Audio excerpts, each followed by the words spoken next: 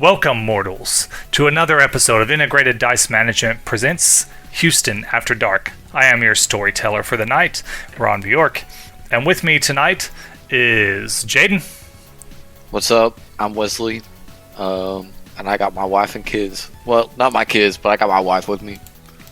Yeah. We've also got Frank. Hi everyone, I'm Frank. I'll be playing Cole. I don't have any kids.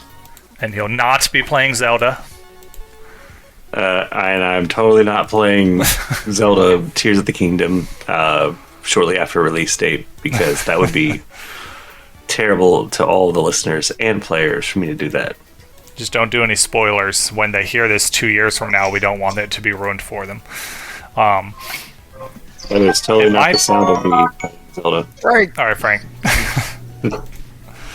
And then we also have got the newly re-uncled Hayden. Yep. My youngest nephew, Jack, was just born. So that's fun. And then I had another nephew born. So two new nephews. I wasn't aware of another nephew. Christine had a son. Oh, really? Okay. Yeah, so Prudence had a son, and then like a month or two later, Aunt Christine had her child, and then Bree has just had her child now. So 3 new nephews within the span of like 2 months. That's a lot of babies. Yeah, dude. Luckily, only got to deal with like 2 of them on a regular basis. Yeah. Bill will not be joining us tonight because he is ripping out his teeth in a ritualistic ceremony that we can't talk about. Yeah. And his jaw. We'll come back with upgrades. And his jaw. He'll hopefully come back with vampire fangs. And hopefully the retractable kind, so they're not just always poking out. That would be annoying. Tonight in the world of darkness in Houston, it is Sunday, February 2nd, 2020. The weather is cloudy with light rain, a high of 39 degrees, and 90% humidity. It is the first quarter moon of the month, still red. Holidays today are Groundhog Day and Super Bowl Sunday. That was the San Francisco 49ers versus Kansas City Chiefs. Who will win? We don't know. Maybe the players will somehow interfere with that game and change history. It could happen. Top news: church shooting after a funeral in Florida leaves at least 2 dead, including a teen boy. Groundhog Day. Puxatawny Phil predicts an early spring. I can't remember if that was true. Man in Arizona accused of being an Al-Qaeda leader by Iraq. And Houston leads the nation in traffic accidents. Trending on Twitter, Groundhog Day. That's not the president. And whatever hashtag Puppy Bowl 16 means. And Palindrome Day.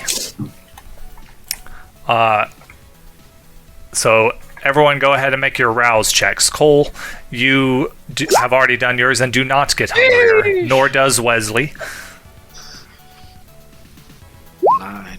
Oh my gosh, we are Max. roused. So you are all success, dude. you are all- Good thing, because I'm on hunger 3. Yeah, you are all whatever hunger you were last night. Now, one thing your characters are aware of is that Elysium is tonight, the big party that the vampires go to mingle with the other vampires in town, and it's supposed to be a safe place for you to go. No one's supposed to harm each other or use their powers or anything. That doesn't always happen, but for the most part, that's the rule. It is happening at the Briar Club in Houston, Houston's premier country club. This is a real place. It is where is that that cost thing? The Briar Club has a membership entry fee of $35,000 plus $400 a month after that. But you guys are getting an invite to come for free for tonight only for a Elysium Super Bowl party. Everyone is expected to wear their best tailgating attire, and also bring a swimsuit if you want to swim in the heated swimming pools. If you enjoy tennis, you can also bring something to wear for that. Plus ones are allowed at this Elysium, and wristbands will be provided. Red wristbands mean anyone can feed on your plus one. Yellow means they need your permission to feed from your plus one. And black means they're untouchable. Memory wiping services will be provided free at the end of the night. This is your chance to share or show off any unique or especially delicious mortals that you're proud of. There will be, of course, blood provided by the host as well. And so that's the invite you guys got at some point. That's all consensual, right? This is crazy. Yeah. I mean, Supposedly. they do provide memory wiping services, so who knows? That's a little sketch. They're vampires. I mean, everything they do is a little sketch. That's true. So, Jaden, the night before, you revealed to your wife that you are a vampire. She got all of her memories back. Presumably, well, you would need to roll for it to do it to your kids if you intend to do it to your kids. Give them their memories back. I'm gonna wait until I talk to her. Okay. So the scene opens on the front porch of the what the hell is your character's name? The Isaac's residence, where you and your wife are sitting outside. I guess she is drinking a glass of wine in a chair, rocking back and forth, kind of nervously. You know, she's had to deal with you being a cold corpse in the bedroom all day. Previously, she did not notice that you were dead while you slept all day. Now, it was readily apparent to her that her husband is a walking corpse, and during the day is more or less a literal corpse. So she was sitting on the porch, and I guess you have found her sitting out there drinking a glass of wine and rocking back and forth. I would have rocking chairs on my porch. Well, she might not be rocking in a rocking chair, just kind of that like knees up and rocking type of thing. That's more what I was picturing. Like a fetal position? No, just like curled up in the chair, arms around, like holding her knees, and just like okay. And there's a half-empty glass of wine next to her, and maybe a mostly empty wine bottle as well. She's at least gone through most of one bottle of wine. Okay, well, I'll come outside and talk to her. Who's gonna play her? Are you gonna play her? I can play her. I mean, I can play her. Yeah. Okay. If Bill was here, I'd make him do it, but because Bill is fun to make be your wife. Yeah. I keep asking Kara if she wants to do it, but every time we play, she's like extremely exhausted. But if she ever wants to join, she's welcome to make a brand new character, of course. But there are other characters she could also just hop into. Like there's the two other newborns that you haven't found yet that she could take over. One of them is a female character. Well, that secret has just been revealed, but not that it's important. She could actually be both my wife. She could play her wife. I just need to see what happens tonight at this party. Yeah. I also need to see what's about to happen in this conversation. So. Yeah. But okay, all right. Hey, what's up? She kind of jumps at the sound of your voice at first, and then looks at you and is like, "Oh, you're awake now." I was. Yeah. I'm just kind of forced to go to bed like immediately whenever the sun starts coming up. So it's. I guess that makes sense. Yeah. You can't be awake at all. I mean, there was this one time when someone called me, and it woke me up somehow. But other than that, it's pretty much no. Like you're draining your life. It feels like almost if you're awake. Well, I guess if we're gonna make this work, I guess I'm gonna have to become a night owl, huh? And she like chuckles, like nervously chuckles, Well, and her eyes keep yeah. darting to your mouth like nervously. Oh, I mean, your fangs don't show unless you pop them out, so it's not like you're looking scary or anything, especially since you're not hungry. right. I'm not hungry at all, thankfully. Yeah. Um, but I mean, I want to talk about this. I mean, I don't know. Like, what are you thinking? I want to make it work, but I don't know. I don't think we should have the kids here. We should send them to my sisters and just say we're working through some issues or something, which I guess isn't a lie. Yeah, no kidding. Or maybe, I don't know. I'd rather them be close by, just not in the house with. I don't want you to hurt them. Well, I know you wouldn't want to. I know that, but I mean, I've seen the movies and read. You know, how do you know you can control it? well, I mean, so far, I mean, it's been almost, 2+ months at this point, and unfortunately, I've kind of had to cope with this, and I feel like I've grasped a couple of things. It's only been about a month, actually, because this is only Oh. February 2nd. Never mind. Yeah, but, just About a month. retcon what you said to a month. It's been about a month, so I've grasped a couple more things, and But I don't know. we weren't even here for 2 weeks. Like, it's really only been 2 weeks that you've been around the kids. I know, but I understand. But I like I said, like I completely understand. Like what I'm thinking, we could even see if we could get the neighbors like bought out by Seth Rogen, maybe. I mean, you were with Wait, him. does for a while. Seth know about this? Not yet. I haven't had a chance to talk to him. I told you I was going to talk to him at that one point, but he hasn't been in town since. I mean, y'all left, so. Yeah, and he left a few hours ago. He's got some movie thing he's working on in Houston. But he said he'll probably swing by either tonight or tomorrow before he heads back home. That'd work out.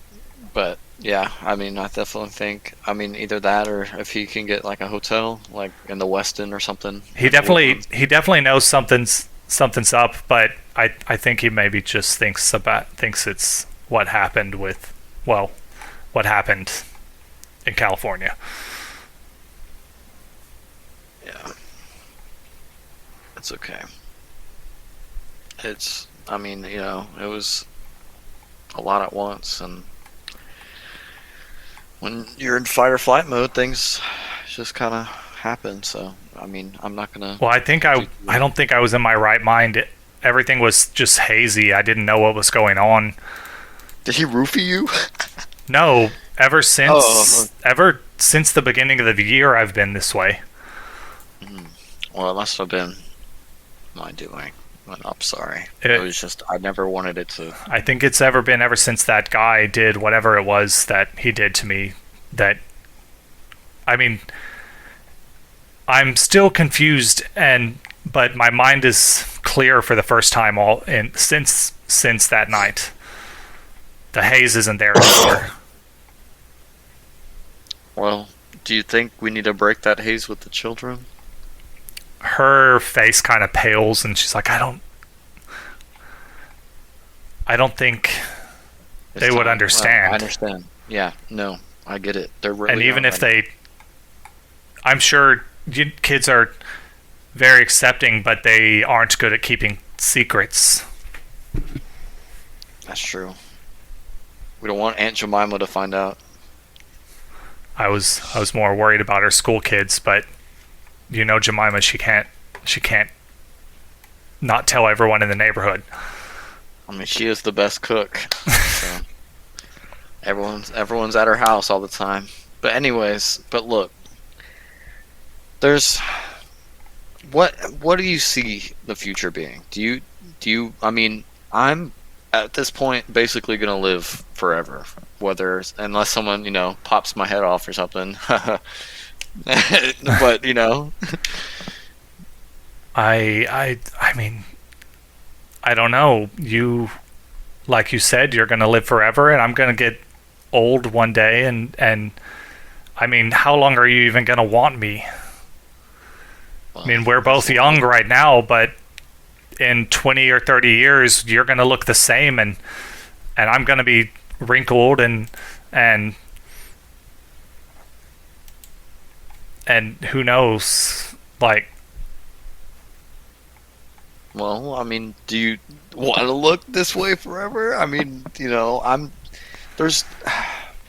know this is a big ask, and this is kind of a crazy thing, but I mean, we did get married to be together forever. I mean, do you want it to be forever? So give me some kind of a role, like a maybe. I mean, first off, you are welcome to use powers, but I don't want to. Yeah, give me like a persuasion plus charisma. Yeah.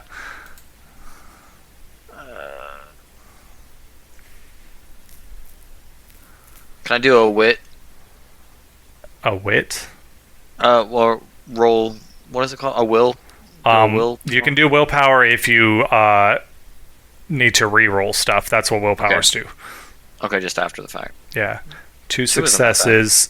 Yeah, you could do a willpower and re-roll 2 of those dice. Okay. So I think don't click the re-roll button in the chat window, click the WP re-roll on the character sheet, and then I think it asks you how many dice, and you say 2. Okay. So 1 additional success. So 3 successes is good. She seems to think about it for a while, and she's like, I mean, it would be pretty cool to live forever, I guess. But I mean, eventually the kids would notice, wouldn't they? And well, we definitely don't want to do it to the kids. I mean, they're kids, well, right? We could give them the choice later on as well. But if you're willing to do this, I mean, we can make it work. I mean, I know it's only been a month and it's been kind of crazy in this month, but I mean, if we're in this together, I mean, I'm sure we could, accomplish something. I mean, and then we could invest into the kids long after, and then if they need to find out later on, then they can find out, or if they don't, at least they'll always kind of have, I mean, hopefully not a haze for the rest of their life, but at least about this, so. Yeah, she's like, she's definitely thinking about it, and takes another drink of her wine, and then pours the rest of the bottle into her glass, and then chugs that down, and is like, let's do it. I'm with you forever. Okay, hold on. Yes, okay. Well, great.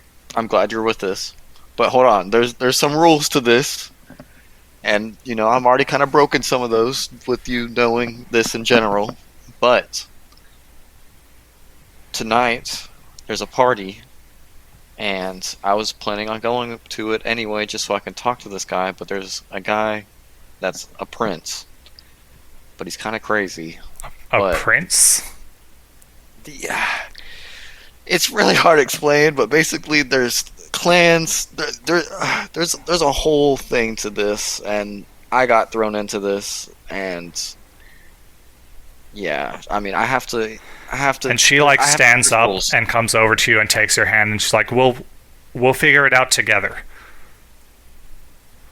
Okay, let's do this. Get your tennis racket. My tennis racket? What? And she I don't goes. know. They said tennis. It's tennis, tailgating, and swimsuits. Yeah, we'll figure something out Yeah. tonight. Okay, she goes and gets her tennis racket. I don't know if this is gonna be a very good weapon, but I mean, I do serve. What's the tennis term? Serve a mean. I mean, Ball. or yeah, something. I've got a strong. I don't know. She like flips the racket. Insert random tennis term. Exactly. Okay, now I got to give her points in tennis. Boom, she's got them. Uh oh. She can play Nice. now. Specialty tennis. Okay. That's where we met. We were both on the tennis team in junior high, but we didn't play in high school. So we have like base level playing. So now, she's like, well, if we're going to a party, I've got to get a sitter. Oh my God, it's friggin', what day is it? It's a Sunday night. Well, Sunday's not a hard night to get a sitter. I don't know this. I would assume Sunday's not that hard. I don't have kids. Parents out there, shut up. Sunday is an easy night in this world, okay? I'm going to roll for it. Investigation. I don't know. She has terrible skills because she was just... Once she becomes a vampire, she'll get some skill boosts if she becomes a vampire. Okay, here we go. Yeah, this is going to be a slippery slope. Hey, 2 successes on her only 2 dice. She finds a sitter. Nice. And yeah, so you guys get ready for the party. Switch scenes. We are on Cole now. Cole, what are you up to? You awaken, and as usual, there's the sound of whispers for a brief moment, and then the whispers fade, and you see in your room a shadow standing there, staring at you, not disappearing like usual.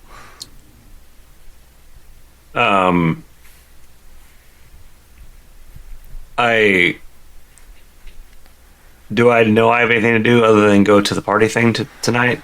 That was the only thing on your... Oh, you were going to have a chat with Lauren the Witch. Because I think you were wanting to discuss this I See Dead People experience you had. Gotcha. What time's the party at? It begins at 7 and goes all night. Officially the Super Bowl...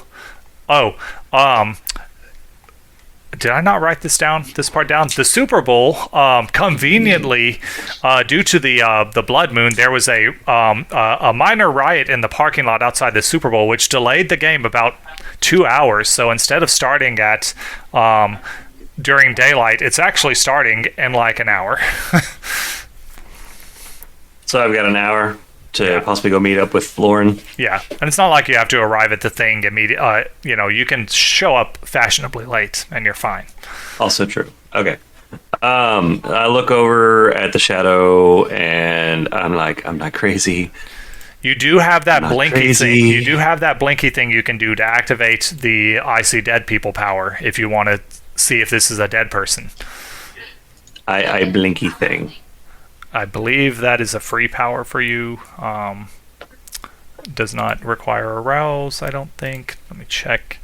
Oblivion Sight, cost free. Yeah, so you can immediately see perfectly in the dark. Now, this isn't something you want to do in public because it turns your eyes. Where is the description?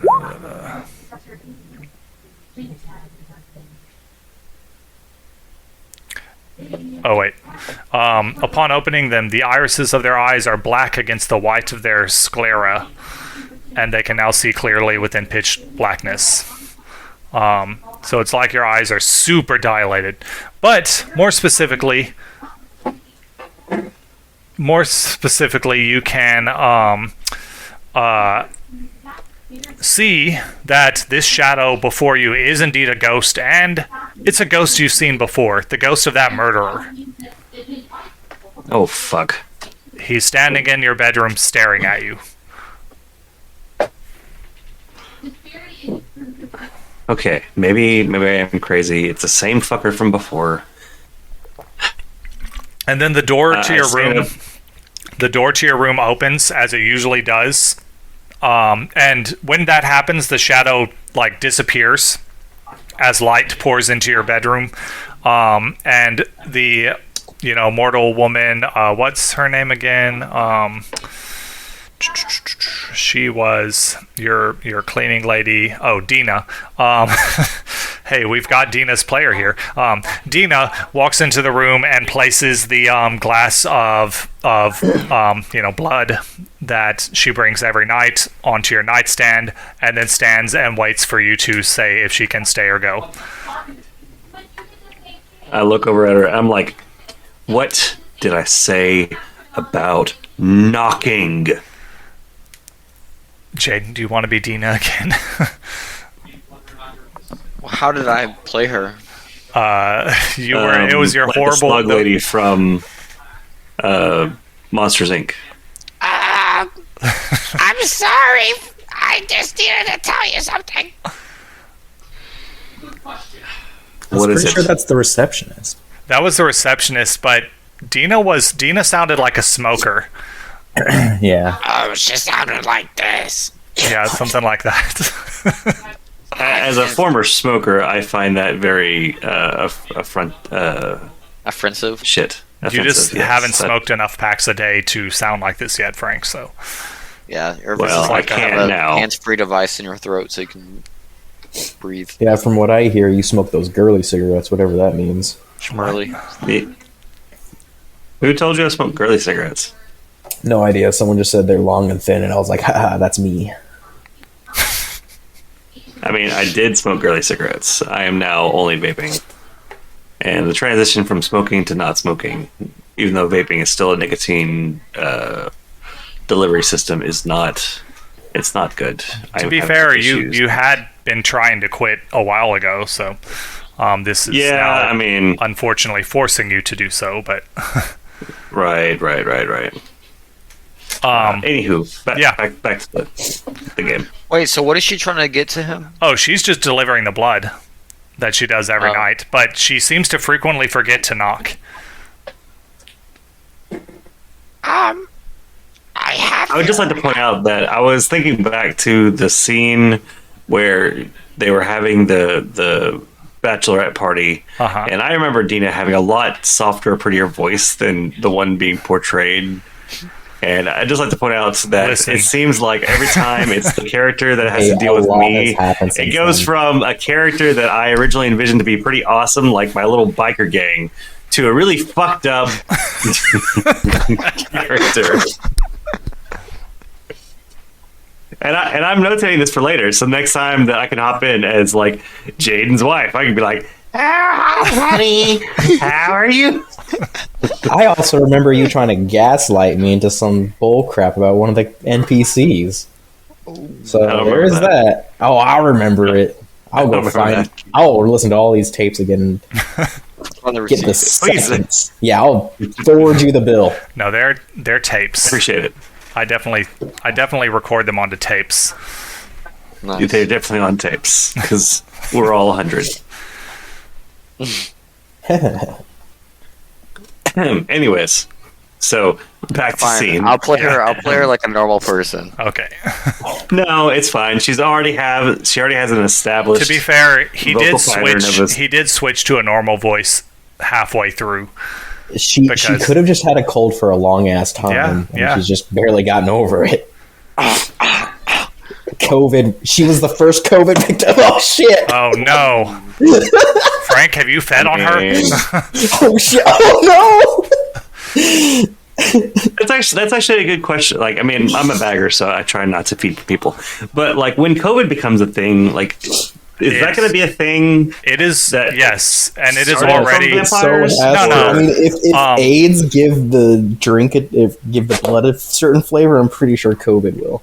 Well, so vampires can't tell. Well, some of them can, but most of the time they can't tell if the mortal they're drinking from is disease necessary. The blood, if they are severely like weakened, like someone probably in the throes of COVID, you could tell. I mean, if you couldn't tell from looking at them, you could tell from tasting them that they feel weaker and sickly. But if it's just like they've got, especially if they're a asymptomatic carrier, you wouldn't be able to taste a difference in their blood without the blood There's something that lets you like taste that stuff. Blood flavor. Blood. I forget what the ability is called, but actually, Hayden, you might have it, or I might have recommended it to you. Oh, I think the Blood one that connoisseur. we're talking about is I can do the. Oh no, that's right. You've got a power that I does can- it, but I think I there's can figure out like a social trait about Here them it or is. something like that. The Bloodhound ability. You can smell the resonance of a human's blood without tasting it. Oh, okay. Well, I would say if you had the Bloodhound ability, you could probably taste the diseases in their blood. Yeah. Mine's a taste for blood, which by tasting a drop of blood, the user can discern certain basic traits. Yeah, that ability would probably also work. But basically, vampires can transmit diseases. They are not affected by the diseases unless it's some We magical. are mosquitoes. Yes, they're basically mosquitoes. So yes, I'll start this the vampires can potentially spread COVID for sure. Oh shit. I'm falling asleep and I'm trying to stay awake so hard. All right, well, Well, we'll you play your gotta- shit then. Well, I got to get through everyone's intro to it so we can go to this party. Yeah, so, yes, Dina, you've just walked in and placed down the blood, and he said, what did I say about knocking? Sorry. Now, her presence did cause the ghost to dissipate. No. Now, whether or not she caused him to or it ran, there's no way of knowing, but the ghost is no longer there. The shadows are no longer there. Okay. Dina, put on your quiet ears. What? Okay. I was watching a TikTok of a dog, and like it would be like noisy and loud, and then they put the quiet ears on the dog, and it like stays silent. So, So, in other words, shut up. yes. It's a very demeaning way to say it. I mean, I'm kind of going off into the deep end at this point, so yeah. And then you get a text message. And if you look at it, I sit at my computer and I pull out my phone and look at the text message. First, you're I'm gonna roll need- for yeah. intelligence plus or tech plus intelligence. Yep. Have to get 2 successes for technology to work. That definitely works. Okay. Critical hit. Technology will work for you for the rest of the session. Yeah, you get a text Rest of the message. session? Yep. Sweet. So no more of those rolls tonight. Cool. Well, oh yeah, the text is from Lauren saying, "Hey, when and where do you want to meet?" Oh shit. Where am I located at? Somewhere in Houston. Google Maps. Did I say the name of your? No, you just said it was a duplex type. It's a or, townhome. Townhouse. Yeah, in Townhouse. Houston. Yeah. I think you said Cypress for him. No, he wasn't. This is a new place for him. It was one of the most expensive townhouses in Houston. So I ask her, "What you feeling? You feeling like Mexican food? We look feeling like chili cheesesteak? We're taking, American, Japanese. We can do ramen. What you feeling like?" Mexican. You- She sends you a she sends you an emoji of a sombrero. That's her response. I don't know where I live at, so Yeah, I I'm just mean, gonna- you can arrange somewhere to meet up, and she meets you there. She'll meet you there. I mean, we don't need to gonna pick an actual restaurant unless you just want to.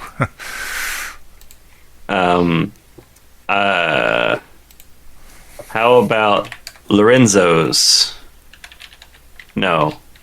the Palm downtown, Phil and Dirk's, Don Carlos's, vibrant seating for Latin classics. Yeah, let's go there. Let's go for Don Carlos's. Sounds good. The food looks pretty decent. Oh, the fajitas look nice. They got breakfast tacos. She so yeah, you send her the I address. sent her the address and a picture of the place Okay. that I pulled from Google Maps. Yeah, and she'll head there. Okay. I plop on the computer for a sec and I check on the status of the worm that I programmed and released. Just basic worm. There haven't been any instances of, Max or anything like that. That incident that the worm is found. Seems like you caught it before anyone saw or shared it or anything like that. I kind of nod my head, stand back up, and then walk over to, oh god, what's her name? Deidre? Dylan? Dina. Darren. Dina. Dina. It's a D name. I got close. I walk over to her, I grab the bottle, and then I walk away. All right then. And I close the door. Yeah. Now she's very confused because she's not allowed to clean your room, but you close the door on her. Yep. Yeah. I have a camera. I'm assuming I just have this lying around, and I just kind of stick it up in the hallway to see just how long she stays in a room before she goes back to clean the rest of the house. And then I go hop in my 19 whatever the heck 60s, 70s, 80s ish Mustang. 8 minutes. That's it. Wow. Didn't say super long. 8 minutes. I like how you roll a D60, so she could have stayed in there a whole hour, just chilling. Just, I mean, to be fair, I feel like you need to roll a couple more because her shift is quite long. That's in the room. That's true. She's got a house to clean, Yeah, also true. Okay. All right, I go hop in my Mustang and I drive off. Okay. Off to Don Carlos's. And then Max, you awaken in the you're in a just kind of like the locker room, I guess. You of this dojo. There's one of those workout mats that you just took a nap on. Yep. And there's a guy. Actually, I guess you would not be able to do that because the dojo gets used during the day. So they took you to one of the hidden areas, I guess. They let you sleep in an unlocked cell in their prison area. So if you were capable of staying awake during the day, you could have been chit-chatting with Tiv down the hall, but you both fall into a lifeless slumber. Comatose likes. Yeah. You hear the squeaking of some wheels, and you look at your cell door, and there's a guy walking past in overalls that has Carlos on its nameplate, or on his chest. And it's just a little cart with cleaning supplies. Sure. And he is cleaning the empty cells at the moment. I look at him and go, hey, and I squint in his name badge. Carlos, how are you? And act like just didn't wake up from a lifeless sleep. Carlos is a ghoul, so he's used to this. Hola, senor. I go, well, I hope you have a great day. Do I know he's a ghoul? No, you don't know who this is. Okay. But Carlos knows what you are. He probably speaks English but chooses not to.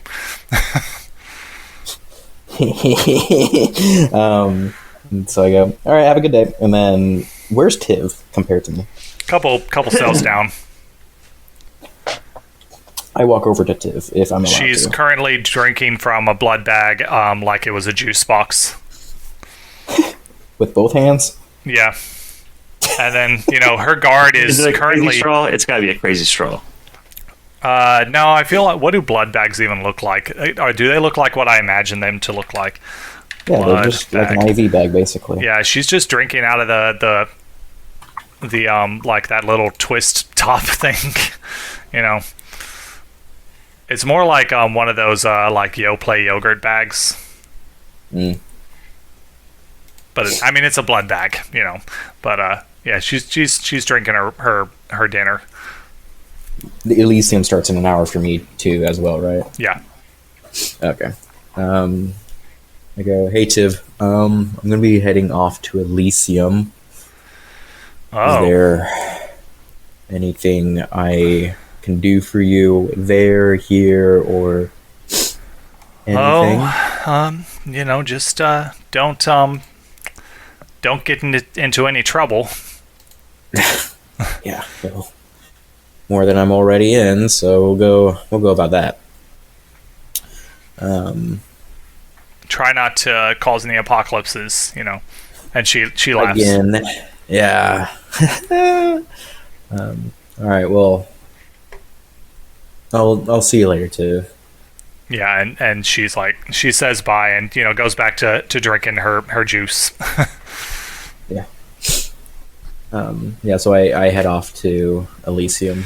You could tell from the look on her face she doesn't like the flavor of this blood, you know. But when you're a prisoner, you don't got much choice. So Yeah. she is not a bagger, but that doesn't mean she cannot drink bagged blood. All right. Well, yours was quick. Jaden, are you awake? I am. There's a string that I'm holding on to, and We'll see if you make it. Wesley and his wife, Carol, arrive at Elysium. This place, it honestly, it kind of looks like a big hotel. To be honest, like, it's got a big swimming pool. It's got like 5 tennis courts, if I remember. I don't have it up on Google Maps at the moment, but a ridiculous amount of tennis courts. There are a lot of well, I guess the first thing you notice, you get to, I'm assuming this place has, like, it's probably gated. Let me pull it up again. I'm sure there's a gate around this thing. The Briar Club. Oh, wait, I meant to pull it up on Google Maps.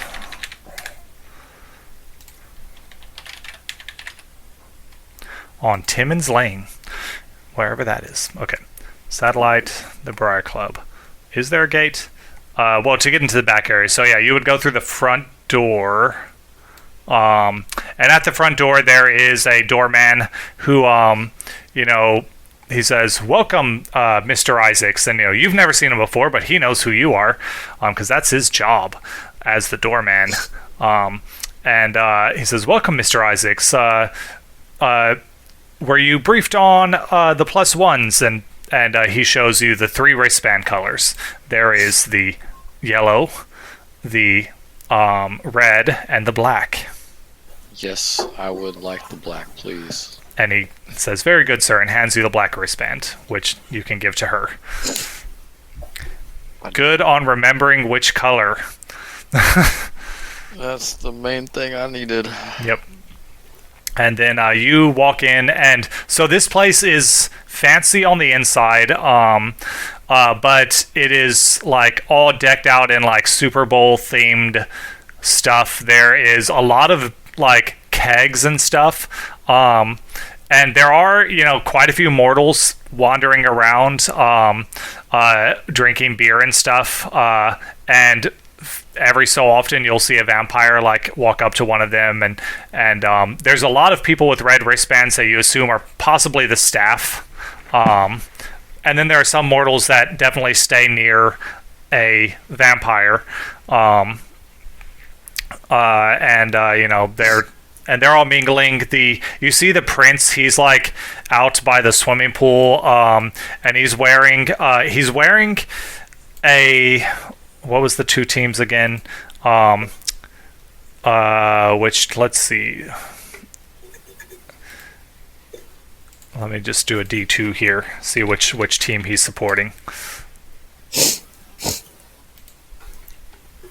So he is wearing a Kansas City Chiefs jersey, and has his usual top hat on, but on top of the top hat is one of those like those things that hold the two beer cans and has a straw. He's not drinking from the straw, but he's wearing that. So but then he's also wearing like the slacks that he would normally wear with his suits and his like shoes and stuff. And he's over by the pool, like mingling with various people. I mention him because I know you're probably wanting to seek out the prince. Yes. I'm going to try to do this on a semi-conscious mind. Yes. That's why we're doing this now. Perfect. But yeah, I'll go walk over to him. And he says, Wesley, my good friend. Come here. Let me show you something. And he like motions you over. How's it going, Mr. Prince? It's going wonderful. The footballers are doing well tonight. We love football. Go Chiefs. Wow. I forgot who the other person. Who are the The other people? 49ers. San Francisco Okay, 49ers. Definitely go Chiefs, buddy. I appreciate that. You're on the right side. And then, there's also like TVs all over the place playing the game and stuff, but he is not watching the TV.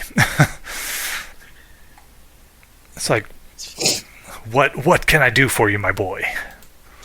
Well, I've been thinking a lot, and who is this? Who is this beauty? Oh, this. And is he my like girl. takes your wife's hand and gives it a kiss. This is my lovely wife, Carol Isaac. Oh my, your wife. Yes, big ask for tonight. But yes, she actually has to do with half of what I'm gonna ask tonight. But like I was saying, I've been thinking lately. I figured we're pretty similar guys. We're both pretty eccentric. We got a lot of people under us, and we're pretty idealistic in our goals, I would say. And I just wanted to see if there was ever a chance that there was something I could do for you, so that there's something that you could do for me. Well, my boy, you're already doing something for me. You're finding me the missing child or the missing fledglings. Well, and then if that suffices to what I'm about to ask you, then let's see if we can do this then. But me and my wife, we've been talking about a couple of things, and I wanted to bring this up in front of her at the same time I bring up this in front of you, and I give my wife a wink. And can I make sure that he doesn't read into that? I mean, I don't know what you are attempting to conceal. Well, just to make sure that he doesn't think that I like told her that I'm a vampire. Okay. Let me do a Subterfuge. well, yeah, you would need to do a subterfuge plus manipulation, and he would need to do a insight plus wits. Let me just change him over to roll to GM. Ooh. Well, is there only one and I got one? One success, yeah. Okay. And he has rolled something. That's all you get to know. Okay. And he says, what was it you wanted to ask me? I want to see if I can make my wife a vampire. And But he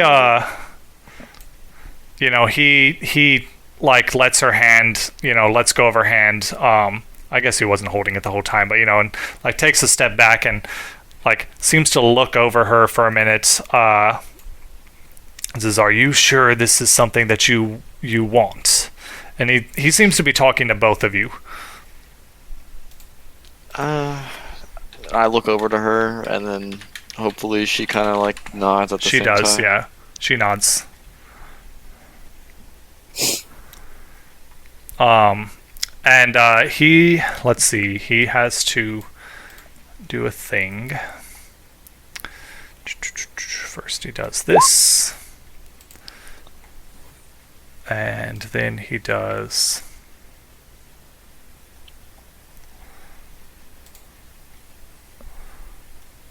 Where is the button I need?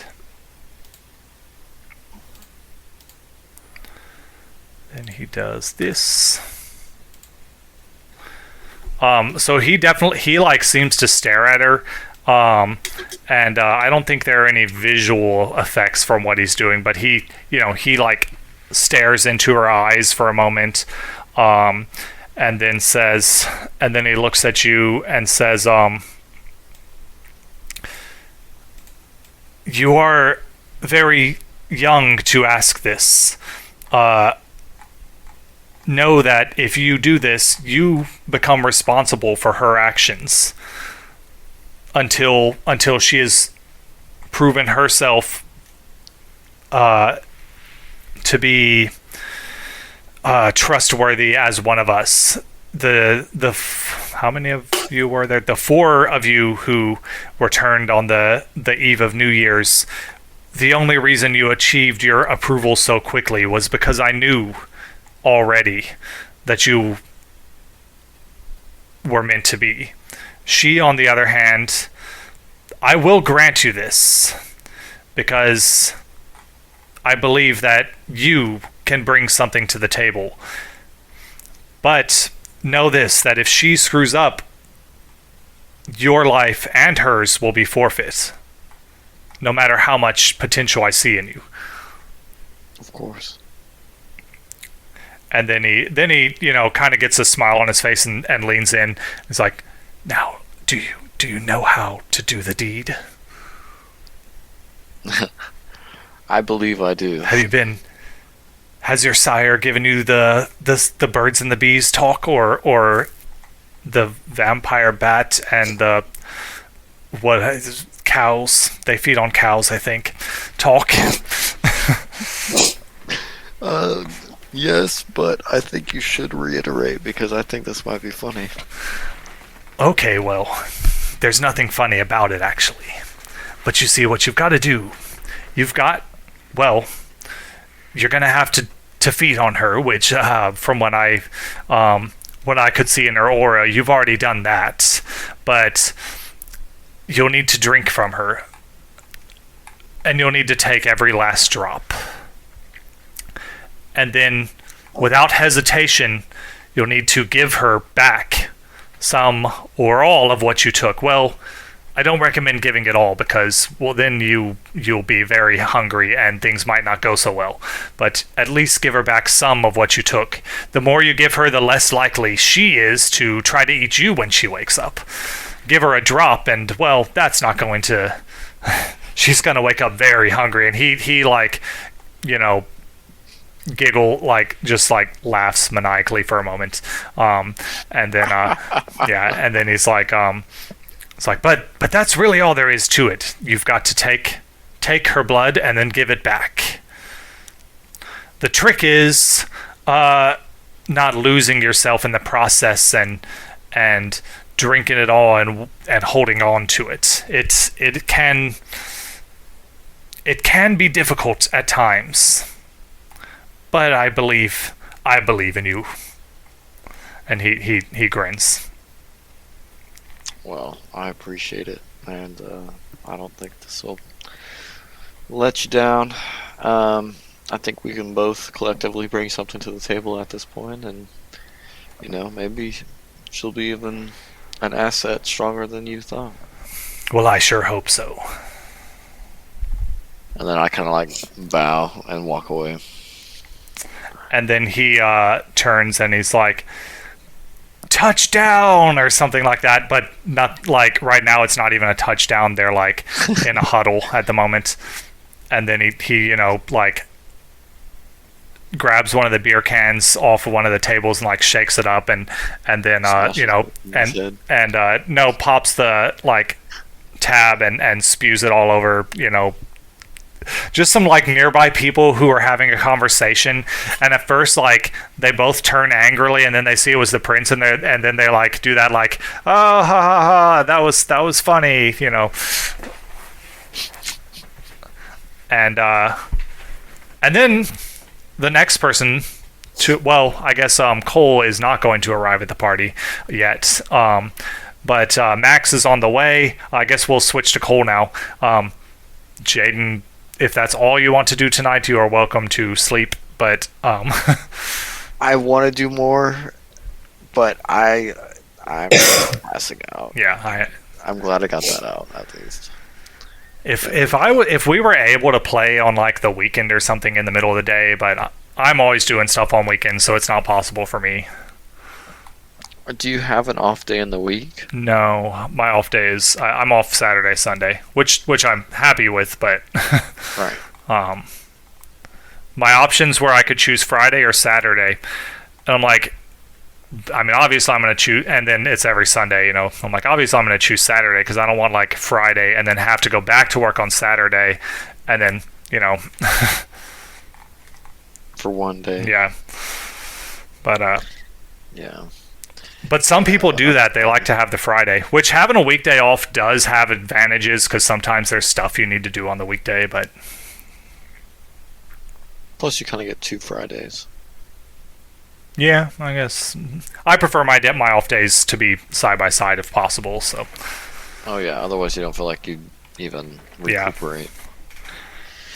Yeah. But no, I feel you. And I'm sorry, like, I tried to stay awake, but I even had a call in today. It was so bad. Like, I literally just was staring at the wall all night. So, it sucked. But, yeah. But I appreciate y'all, and I'm glad I made it this far. All right. Y'all have fun at this party. Well, that was Jaden, everybody. And, you can sign yourself out, but... when you leave the call, does it let you... I don't know if it'll let you just keep the computer on for a couple minutes so you can fully upload once you like hit the stop button or whatever it is that you do to leave. I'm not sure. Or do you just X out? You do. This probably isn't good. I don't know. I guess close it out and then yeah, it's fine. If it doesn't fully upload yours, then I'll just pop back on in the morning, in the morning or whatever, so it can finish. Okay, well, just text me if it doesn't. Because it's always at 99% whenever you leave, usually, or anyone leaves early. That's funny. Yeah. All right. Well, y'all have a good night. All right. Cole,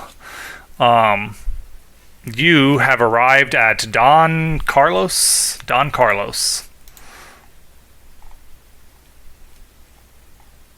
Cole is probably playing Zelda. No, I was just leaning back and I couldn't sit upright. Oh. Yes, you have arrived at Don Carlos. Cool. And Lauren, you pull up and she is like standing near the front door to the restaurant. She lived closer than you did. What's she wearing? I don't know. I don't know clothing. She is she's dressed in a similar theme to what she usually dresses, witchy, lots of blacks and stuff. But no, she's probably dressed more in like greens and like floral colors, naturey colors. Okay. She's wearing a skirt. I pull up and I park. I'm wearing somewhat tailgatey-esque themed clothing. But not like actual like jersey and shit. Just like tailgate-esque. And I came at and I'm like, Lauren, it's so good to see you. How are you? Hey, I'm doing good. Is this, and then she like leans in on the drive.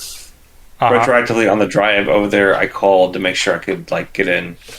Okay, so you've Like, got it. it's not like it doesn't look like it's a reservation type place. I just double check Yeah. and make sure it's not like super busy. Yeah.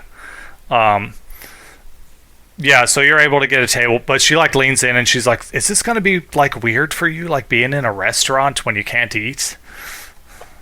Oddly enough, I do have an ability as a vampire to make myself somewhat lifelike in more ways than one. So I should be able to imbibe the food. I just, yeah, you don't need the details. Just well, I'll be fine. Oh, okay. Well, then let's go on in. And she. Do I taste food? When at your current humanity, I believe you can taste food when you blush of life. If you don't blush of life, it tastes like ash in your mouth. I of course blush of life. Yeah, you probably did that before you got out of the car. Yeah, So you'll need to do a rouse check. Rouse. I probably did that as I was pulling up. Okay, yeah, you're good. Luckily, you've got that bottle of wine, which is worth 1 blood point. Yep. And I've got my flask, which I usually keep topped off. Yeah. Okay, cool. Yeah, so you guys go in. They get you a table, and it's a Sunday night, so it's probably semi busy. It's around probably right now like 6:30 is 6 or so. Probably say more like 6:30 to push you away from the sunset, a little bit. But did I write down what time the sunset is? I didn't. I need to start doing that. Just so. So as we're being seated, I slip the waiter like a 50. Is that a monetary value of dollar that we still have? Yes. Okay, I slipped the waiter a 50. Well, they got rid of the $2 bill. I don't know. I haven't seen a $50 bill in a long time. I don't remember if they are a thing anymore. Yeah, they're still a thing. They don't get used very often, I don't think. I mean, not by poor people like us, but... Yeah. Well, I slip him a 50. Not 100, just a 50. Okay. And I'd be like, hey, just make sure you pay attention to our table. Like, Okay. Water's on tap, or whatever we're drinking, just keep it flowing. Okay. And he sits you both down and is like, will you be having anything to drink tonight? And Lauren orders where's their drink menu? Hold up. I don't see a drink menu. She orders a margarita.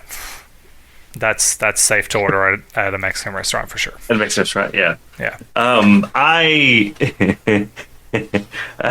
No, I'm not going to do it. Never mind. I am going to go for... I'm sure they have, specialty margaritas, Yeah. with, an extra shot, in a weird cup on top of it or some bull, but, over ice. I'm going to do that. Okay. I feel like it's one of those, test tube-looking things full of, coconut tequila or something that's just shoved in there. Okay. That's the thing. I'm saying that's a thing at this point, and that's a thing. All right. It works. I don't drink. Okay, cool. I ordered that, as well as a soda because I like my soda. Right. All of these things that you're not going to like later. What? Later in the night. Oh yeah, it's fine. Yeah. Hey, I'm treating myself. I'm treating her. It's fine. It's a thing. Now, if you want, you can, if we can find a way to do this in RP, there is a thing you can buy. How much experience do you have? It's not very expensive. You've got... I know I just spent some. 19 experience left. And this would cost... I gotta find the ability real quick. I believe it's... If it allows me to eat like normal, I will buy that in a second flat. So there is I like my for 6 experience, you can get the Eat Food merit, which says you can consume food without effort and might even enjoy it, though it gives no nourishment and must be expelled before resting for the day. So I thought that's what Blush of Life does. Blush of Life, you've got like basically an hour or so, and you can taste it. You don't necessarily enjoy it. Like if you don't find a place within like an hour or so to get rid of it, and the more humanity you have, the longer you can like last, I guess. But you will, at a certain point, violently expel it with no control. Whereas this, you can hold it all night if you need to. You just got to go to the bathroom before bed. Yeah. Okay. 6 points. It's called Eat Food. I'll throw it on your sheet real quick. I already reduced the points. Okay. And then I need to add to the total experience. Boom. No, total experience stays the same. And then, oh wait, that's not your sheet. Just on the next tab over, the Chronicle tab. Under Add merit flaw. Yeah, Eat Food. 2 points. Yeah, so you are, able to, through, possibly this first night, sheer force of will, eat this food and not have to flee to the bathroom before dinner's over. Yeah, I am forcing myself to continue on without projectile vomiting all over Lauren, because that would just be terrible. Okay. And that's probably not an ability I would let someone buy mid-game without like a reason, but your character, being what he is, has a good reason. Okay, so yeah, you guys are eating, and she's like, so what did you want to talk to me about? I then proceed to, just, for the first, at least 30 minutes while we're eating and stuff, just, fill the conversation with general niceties and get to know things like you would on a normal date. Well, when she asked that, I'd be like, why don't we save that for later and just have a good time first before we get into that. The waiter comes back, takes your orders. She orders the stuffed avocado with beef fajitas. I order the fajitas for one, and a side of queso, and the guacamole and chips. Because fuck you, that's how I like my Mexican food. Did this look like a place where they make the guacamole tableside? I don't think so. It looks kind of like Iguana Joe's. Oh, almost. Okay. At least from the picture I saw. Oh god, my drink is exploding on me. All right, hang on a minute. I need to go get some paper towels. I'll be right back. All right. Pull out my Switch. Back to Zelda. I have a Korok seed. I have a Korok leaf. I don't know what I'm doing in this game anymore. So, Hayden, how goes it? It's going good. Sorry, I had to unmute myself. No, you good? You good? It's going, that's for sure. How's the fam? We're all good. 3 new ones, so there's that, and then besides that, it's pretty much So all 3 occurred that quickly? Yeah, within a month. Wow. Or 3 months. I think Jaden is 3 months old. Wait, so at what point did they decide to name their child after Jaden? They didn't name it All after right. Jaden. They named it Jayden. I'm back. So it's my name, but with a J. So And I have no idea what part that was at. So I have a sparkling water that a customer gave me, in a twist, like a plastic bottle, and I was like, I don't really like just plain sparkling water, so I added some of this Mio flavoring stuff, and it caused it to be dropping vinegar into baking soda or something. Just I'm like, okay. It just started like fizzing like crazy. Is it gonna taste So flat? you tried now? to make a soda and messed up. Okay, good. It still has some carbonation. It's not just like instantly flat. All right, now I have flavored sparkling water. Yay. It is berry pomegranate flavor. All right. Anyway, where were we? She ordered food. You ordered food. The waiter walks off. I like to assume we had a relatively good evening Yes. of just talking. Yep. You guys food eat and drinks. stuff like that, and the waiter comes back. Refills your drinks on time. She gets another drink. Second margarita, and it's a pleasant, very human-like evening. Cool. So at the tail end of this, after all said and done, we're sitting there just, sipping our drinks and enjoying the company. I'd be like, well, I guess it's time to go over why I wanted to ask you out. And she's like, okay. And mind you, part of that is just because I wanted to hang out with you outside of the weird interactions we've had up to this point.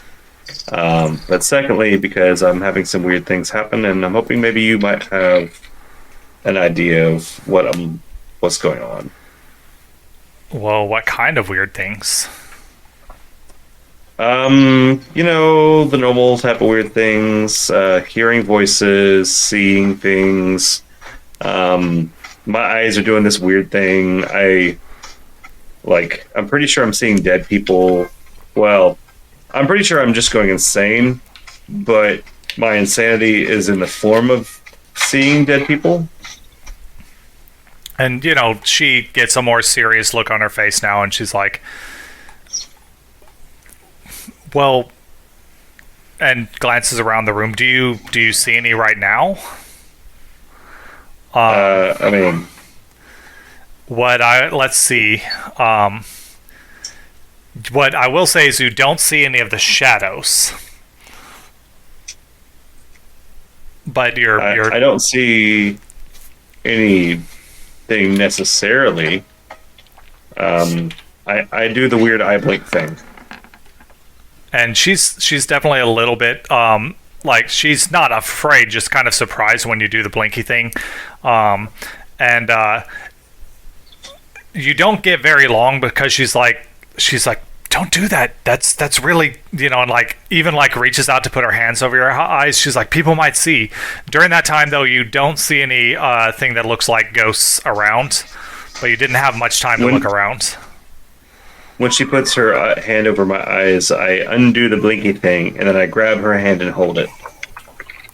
And she says,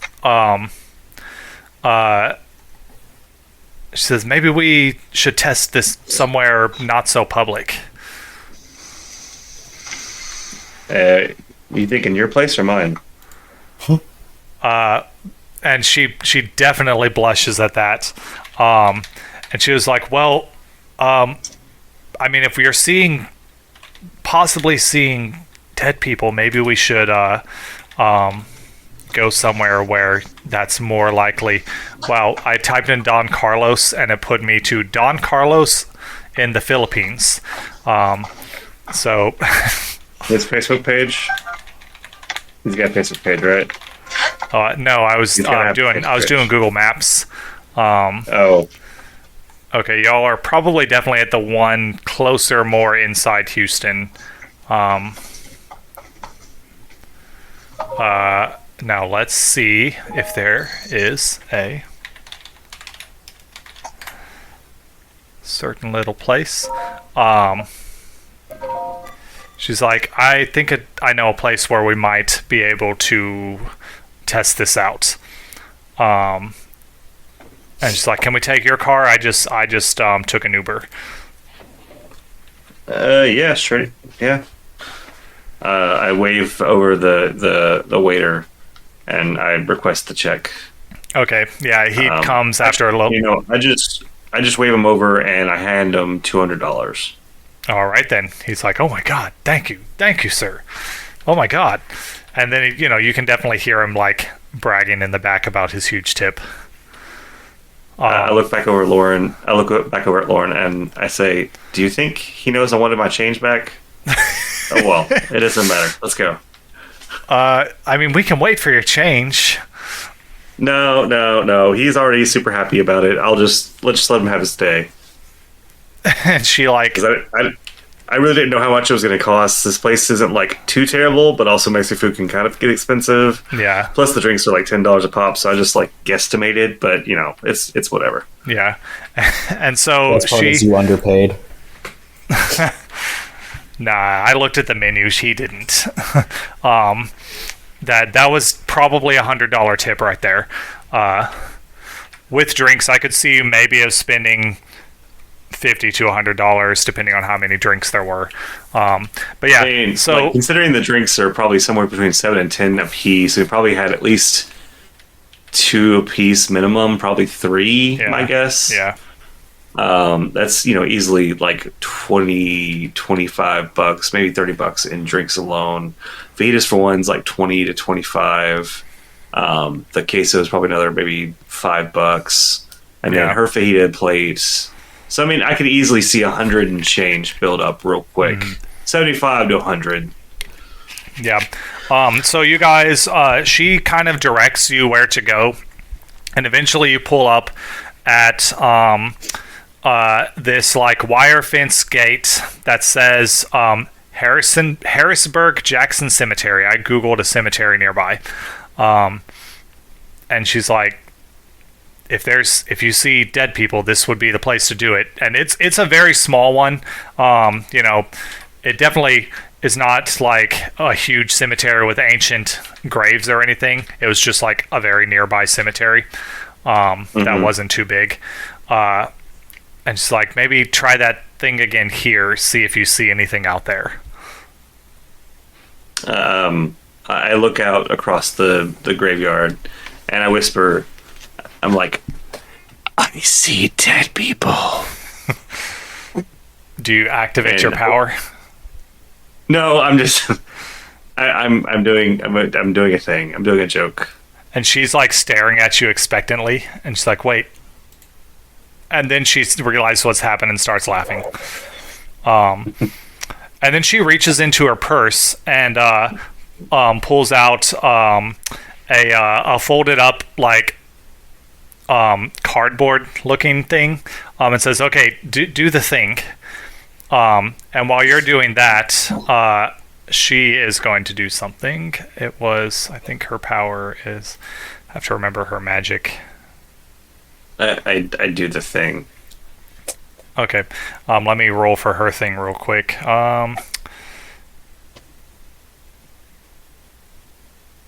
Okay, she will get a total of -1.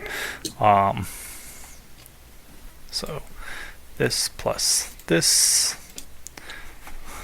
-1. Okay. So while you are doing the thing, she folds open this little cardboard thing. It looks like kind of like the game to a board game, like how they fold up, and it's a fold up Ouija board. Oh God! And she starts chanting, and in some language that you're not familiar with, unless your character is familiar with what is the old Irish? Is it called Gaelic? The old Irish language? I'm pretty sure, yeah, Gaelic. Yeah. Old Gaelic. And the little thingy does start moving. Her hands are nowhere near it. It's moving of its own accord. And then she's like, and then she stops and says, "Do you see anything out there?" I look at it and then I look back at her. I'm like, do you The just moment carry that around with you? the moment your eyes go down to it, she quickly closes the board and she's like, "No peeking. Did you see anything out there?" And yes, you did see a few of the shadowy ghost figures standing next to graves. I saw a few shadowy ghost figures standing next to some graves out there. But more importantly, do you carry a Ouija board with you everywhere you go? I'm a witch. I carry all sorts of things. And she puts it back into her purse and says, she says, she like puts her hand, on your leg and looks at you and it's like, at least on this part, you're not crazy. There are spirits out there. Oh, hold on.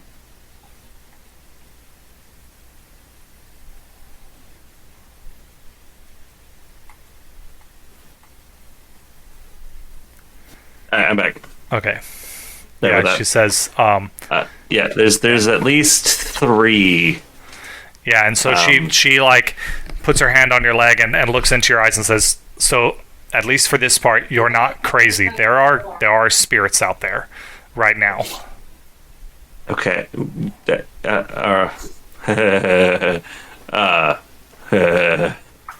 This is actually really cool. I mean, I have to go through this whole, thing just to even know that spirits are present, and you can just see them. I mean, it makes your eyes look weird, but other than that, don't you know how amazing this is? Can you talk to them? Can you touch them? So I will say that I've got this feature, this ability called Blush of Life. Or at least that's what I've been told it's called, and it allows our bodies to obtain a somewhat pre-vampirization level of like body blood flow. And I do not need that with your hand on my thigh like that. Huh? You say this to her? Yes. She blushes and takes her hand off and says, I didn't say take it away. And says, look, you. I missed the question. I'm sorry. I was not expecting she the seems hand on the thigh. very embarrassed and then she's like, no, it's okay. Look, you're not crazy. You really are seeing ghosts, and apparently it's as easy as blinking for you. Although I wouldn't do that where other people can see you. That it does make your eyes look really weird. Like someone would, I don't know. They might think you need to go to a hospital. Your eyes are black. Oh, that's pretty neat. Have you seen that? Have you seen that show, The Badlands? Oh God, it sounds familiar. Well, I don't know. There's But I these can't people, place my and their finger on it. eyes turn black, and it looks, it's pretty weird looking. It's very obvious. Is that the one? Is that the one about the post-apocalyptic world where everybody seems to and, know like, kung fu? Yeah, Yeah. Okay. Yeah. yeah. That one. It was pretty decent, but it just the whole idea behind it just kind of didn't get me Yeah. coming back to it. Yeah. Anywho, but that's pretty neat. Don't do that in front of strangers or anybody for that matter. Gotcha. Yeah. So along with that, I'm also hearing voices or whispers of something, whether it's otherworldly or not. I don't know, but they tell me to do things, and sometimes What kind of things?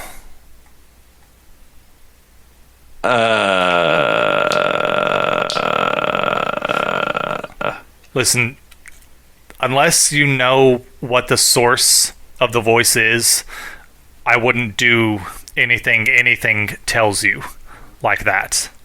There are things out there. A ghost is usually harmless. We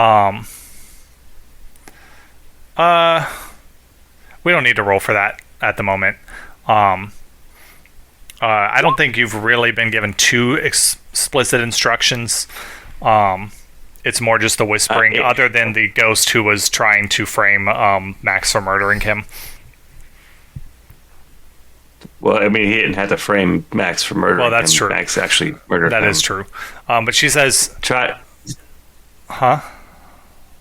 I was trying to think of a better way to say that, but I feel like frame Max for murdering him is probably just the best bet, honestly. Yeah. Yeah. Yeah. And she says it seems like it's if you are connected to whatever's beyond the what is it called in Vampire? I want to say veil, but I don't think it's called that. There is in this world an actual barrier, world of darkness, barrier to spirit world.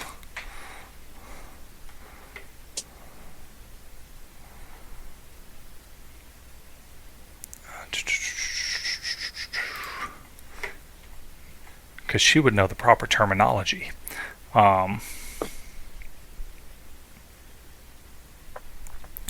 mean, I think we'll just go with Veil. veil for now. Maybe that's what witches call it.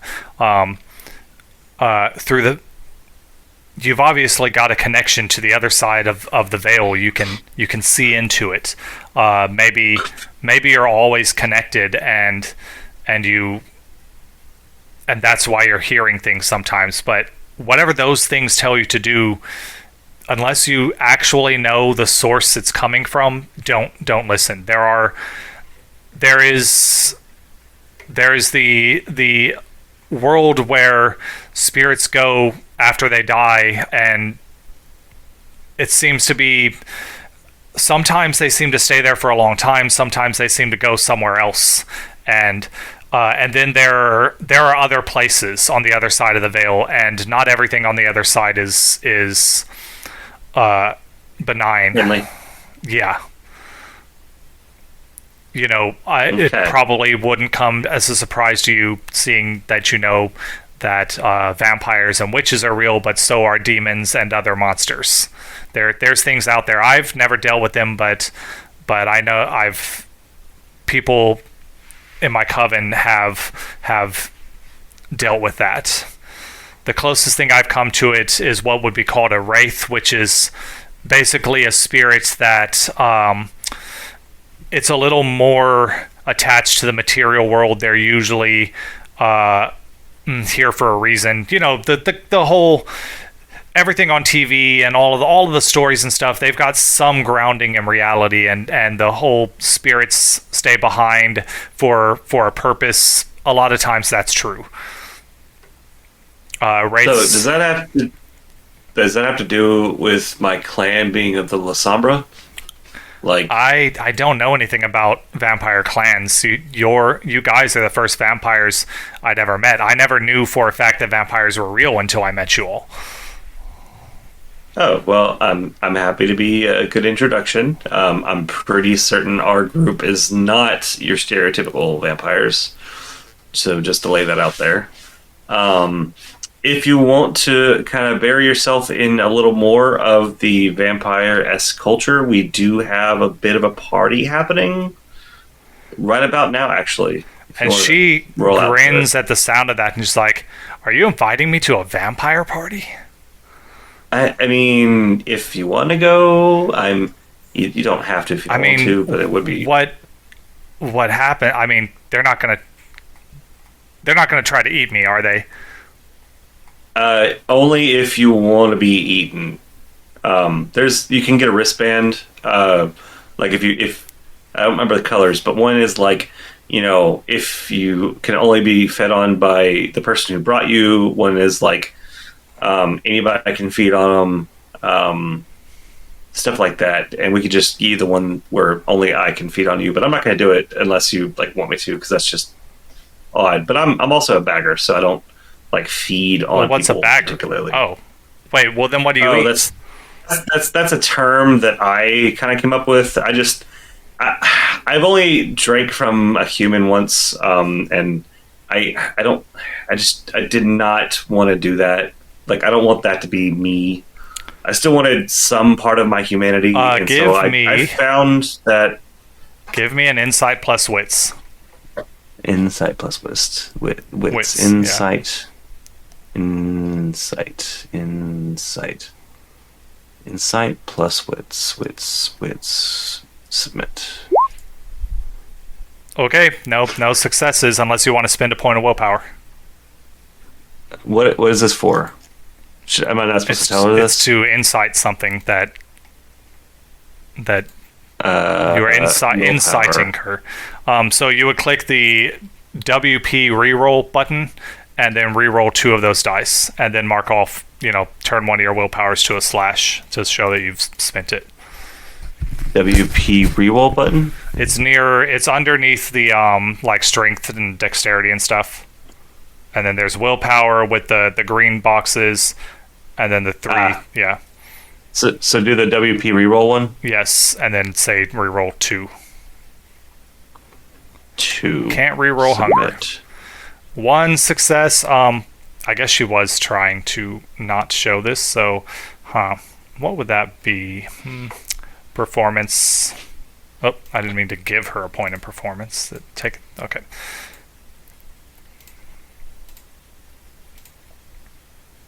Okay, you don't notice. You keep talking. Okay. I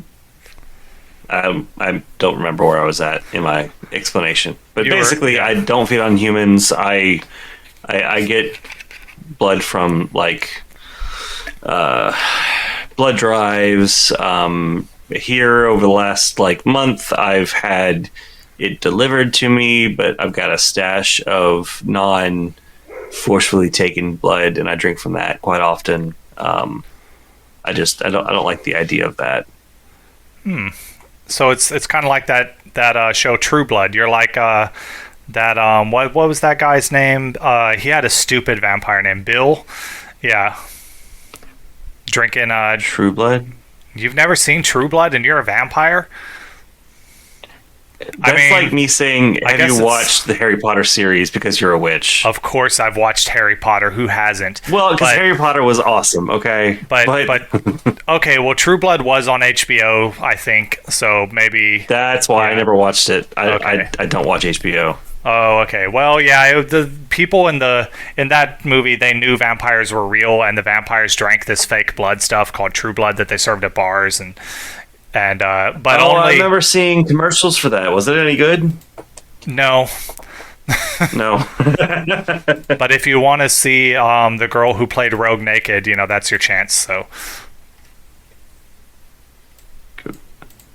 that was a odd sentence structure. That's honestly, if you Google online, that's like the main reason that people watched it. Okay, hold on. True Blood girl who played Rogue naked. Okay, really, Frank? You don't need to pull that up right now. We're busy. Who is? Oh, her! Yeah. I was thinking Rogue from X-Men. Rogue from X-Men. Yeah. Mm-hmm. Literally, that's like the main reason anyone watch that show. No, she's like, yeah, no, that it wasn't a good show, but they that's how they did it. They like had blood, that they would just drink, and it was like in beer cans. That's interesting. Yeah, mine's just kind of bags of blood. If you mix it with wine, it's actually pretty good. I think that's how it's done. I don't know. I've actually got a bottle of it here, and I show it to her. Yeah, the bottle has like a label from Espinosa Vineyards, and she's like, "Huh, I've never heard of that place. Maybe it's a vampire-only winery." I think they get people drunk and then drain the blood and then put it in the bottle. Maybe I don't know exactly. It comes to me on a daily basis, and I drink it. And it's good, and it's not like super alcoholic, but it's got a little bit of a tingle. Well, I mean, I'm totally down for a vampire party as long as they're not going to try to eat me. And if they do, they'll regret it. So I will be sure to put a ring on it as the song goes. Okay, and then we're going to move over to Max, who is probably, you were going straight to Elysium, so you've probably arrived as Wesley. is on his way out, looking excited with his wife, who is looking nervous. Yeah. Like, and just because of the way it's going, like, I don't really get a chance to, like, talk to them or whatever. Yeah. They get into her LX, whatever the heck it was, and drive off. I feel like Jaden's put more thought into his wife's car than his character. I mean, Jaden has lots of ideas for his character. He just isn't here for full sessions, unfortunately. I know. I was just making a joke. His wife drives an LX 570, and he drives a Porsche Cayenne. I don't personally know what either of those are. Well, I guess I know what his wife's car is because I put it in her profile. But I know what a Porsche is. I don't know what a Porsche Cayenne is. And I'm not going to Google it. I'm pretty sure that's a seasoning. Yeah, it's a spicy Porsche. So please don't sue us. Walk it or give us money because we're advertising you. Your delicious spicy cayenne pepper Porsches. That also goes for Don Carlos, the best Mexican food inside the 610 loop. Yes, and witches. Which witches? Any witches. All the witches. If they want to give us money, I'll take it. If they want to come and make me a witch, I would also take that as well. Only if they're the cool kind of witch, like with actual magical fun powers. But and not the brew a potion and hope it works type of thing, and mostly just willpower and it's like bat guano and frog legs or something. Yeah. Right. And the blood of an infant. Yeah, no. If we get to that territory, I'm out. I'm okay with like the White Witch or the Harry Potter Witch, Wizard. Maybe one of those. If it's like, the ghoulish lady at the back of the bog in Louisiana type situation, I'm good. Yeah. Okay. Let's. Max. Also, if any vampires want to come sponsor us, then please come on. But again, only if you're the shiny ones, stay away. Actually, no. I would choose to be a shiny one over any other kind because they can go out in the daytime. They can go out in the daytime. They can go out in the daytime. If you're a shiny vampire, come on. They are basically like superheroes because they technically have no weakness because they don't even have to drink human blood. They can subsist off animal blood. So it's like, they only drink human blood if they want to. There is the drive. Well, but there is the drive. There is that. Drink human blood. Yeah. But I mean, other than that, you are basically like as strong as Superman, as fast as Superman, and then you might get some other magical powers.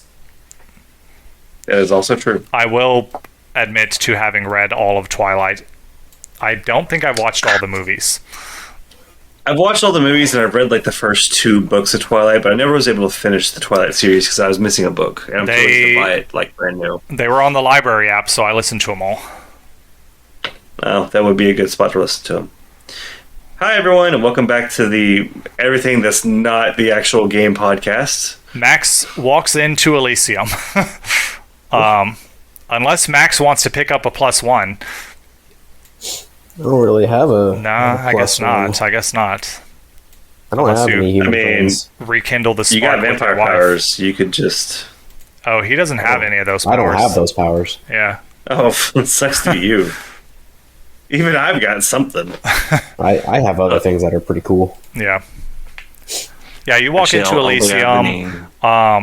They let you in. Much the same scene as I described when Jaden arrived. There's people mingling around, plenty of humans with red wristbands on, and also people walking around with like the well, in this case they're in mugs with blood in it, and probably blood mixed with some beer, so it's got a little bit of foam to it, that good foamy beer that people like for some reason, even though foam, means that you have less liquid. But and then there's, like everyone's dressed in some sort of Super Bowl football related thing. Yeah, I would imagine I would have like changed or something Yeah. on the way over. Yeah, I mean, the gas station was probably selling jerseys. I mean, they do stuff like Yeah. that around Super Bowl, or a hat or something. And what was I? I gotta find my list of the important vampires real quick. Actually, I think I can just open my vampires tab because I've made most of them. Yeah, you see, there's obviously a bunch of vampires you don't know. Lori's definitely there. She's dressed like a cheerleader. And the prince, he's currently playing a game of tennis. If you happen to wander out there, he's and his tennis partner is Lawrence, who is not doing very well at tennis. But he's playing tennis with the prince against two other vampires you don't know, or possibly humans. You can't always tell. Tufan is wearing a what were these teams again? Shows how much I care about football. She's wearing a 49ers hat, but otherwise looks the same as usual, and is standing in a corner watching. Tufan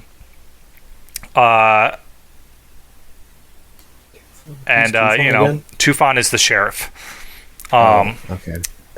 And people are just mingling, and some people are swimming. The swimming pool is heated. Not that vampires care, but there's humans here as well. You see the various red, yellow, and a lot of red wristbands. Most of the people, including all of the servers, have a red wristband on. There's a few people with yellow wristbands and a couple people with black wristbands. Not very many. Okay. I guess the people I have an eye out for is Imogen, Oscar, Lori, and Olivia. I know I've seen Lori, but do I see any of the other ones? Imogen, Oscar, Lori, and Olivia. Olivia is definitely there. She's like, she's out by the pool.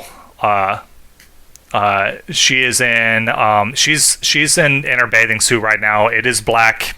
And she's, kind of just lounging by the pool as if there were sun to tan in, but she's also got her phone and is like snapping pictures of herself. Of course. Imogen, you don't see right away. And Oscar, you'll probably have to look around for him. Neither of those are readily apparent. All right. I guess I walk up to Imogen, or I was looking at her name, Lori. Okay. And it's like, oh, hi, howdy, hi, Max, how's it going? You got them words there? Good job. Yep. Was that her actually stumbling, or was that you? No, that was me. Okay. Hi, Max, how's it going? It's going good, Lori. It's going good. How's everything been? Which team are you representing here? Or are you representing a different team that's not in the Super Bowl currently? I feel like I would just be Kansas City. Okay. She doesn't. I mean, I just was wondering. Yeah, that's fine. And I say, how's it been, Lori? It's been a while since we talked. Oh, I'm just hosting parties and keeping this city running. And she like jokes, Yeah. She is the Toreador Primogen, I think. Yeah. So, I mean, sort of it's her job to keep the city running. And I say, go ahead. Oh, go ahead. She's like, so how's that little job the prince gave you going? Well, and I look over at the prince who's playing tennis, and I go, well, we collected one with a bonus ticket, so there was that. Oh yeah, those two have been like peas in a pod ever since you introduced them. Yeah, and how's that going along? I mean, I know you just said peas in a pod, but like, Well, some people don't like it. He seems he's a funny. He's a character, that's for sure. But he doesn't seem that big a deal to me. I don't know why everyone's so worried about him. But some people are worried about. Well, I don't want to say I'm not worried about anything. I mean, and she kind of like points up at the moon. We're all a little unsure about that, but I don't think this guy has anything to do with it. He's not in some ways, he's got a couple screws loose, so that's probably why he gets along with our good old prince. yeah. And I say, I take offense to that. Do I see the other guy that we brought along, the guy who... You don't see him. And I say, I haven't heard or seen from... What's his bucket? This is Hayden trying to remember. I don't even remember his name. Dexter. Dexter, and I say, I don't even see Dexter here. Now that you mention it, the prince was like very pissy that he wasn't here, and now he's not here. Yeah, now that you mention it, I haven't actually even met the guy. To be fair, it's now would be the night to do it. Maybe he's going to make an appearance later, kind of a dramatic introduction, like they did with all of you last month. I hope so. And like, I guess it goes quiet for a while. I'm like, Lori, can I be honest with you? Of course you can. I am hella stressed. I don't know what I'm doing, and I've been given so much responsibility, and I know that you basically keep the underground world running. You have secrets upon secrets and information upon information, and that is probably one of the most stressful jobs, and the Blood Moon is my fault. And a lot of things are my fault. Well, let me give you some of the best advice that my sire gave me. You're going to live a long, long time.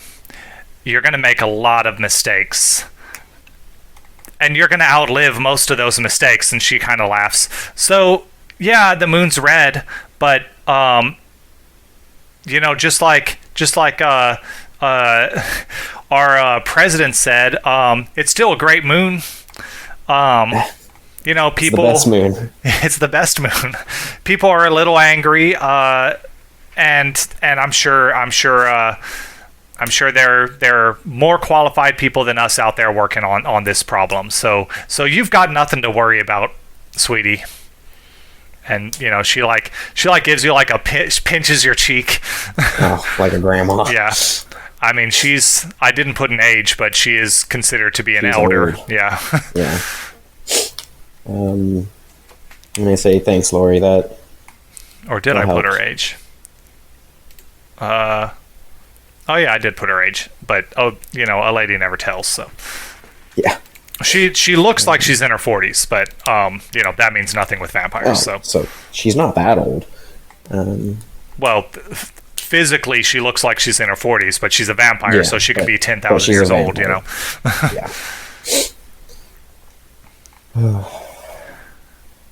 But I'm sure whatever is going on, it's going to work out. I've lived through a lot of she does the finger quotes apocalypses, and every single time it's been fine. So I'm sure this one will be the same. Yeah, and speaking about qualified people, I'm trying to find out how to unfuck up this fuck up. So there's a few cards up the sleeve that we're going for. Speaking of, did you know wizards and witches actually exist? She's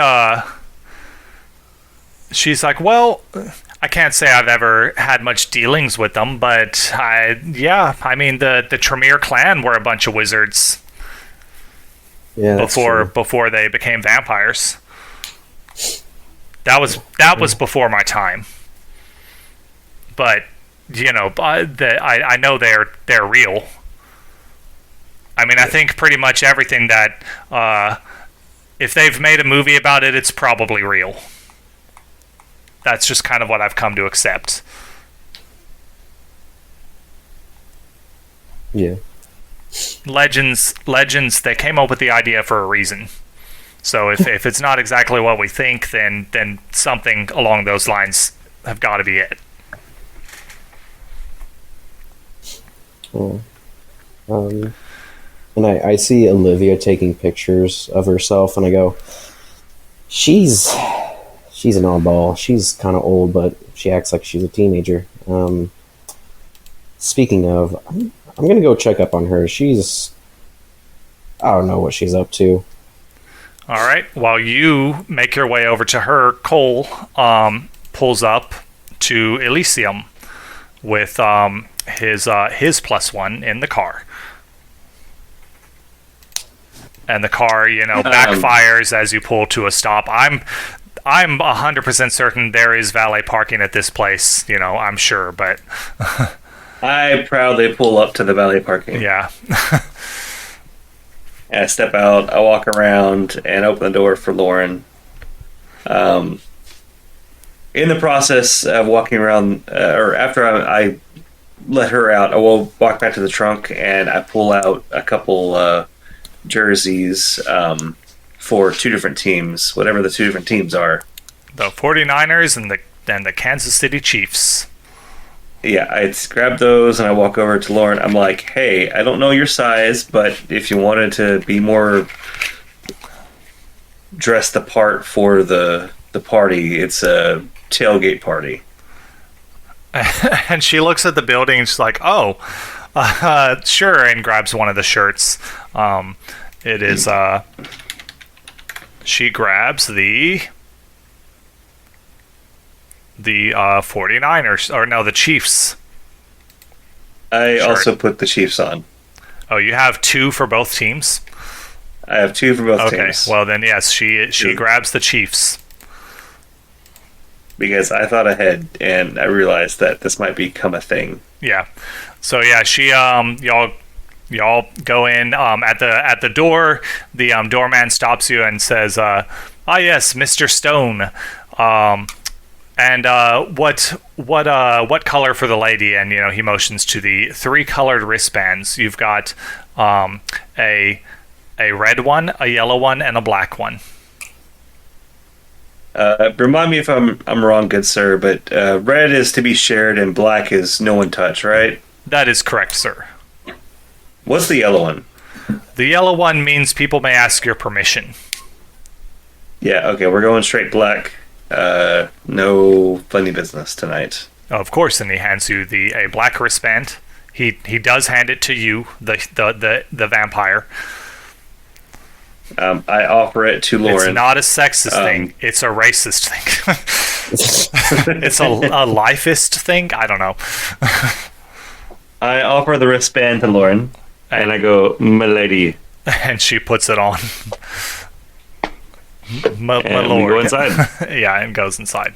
And yeah, same scene. The Bruja Primogen, who nobody interacted with him last time, but he was the guy who was dancing with everyone. He is doing what's the thing where they've got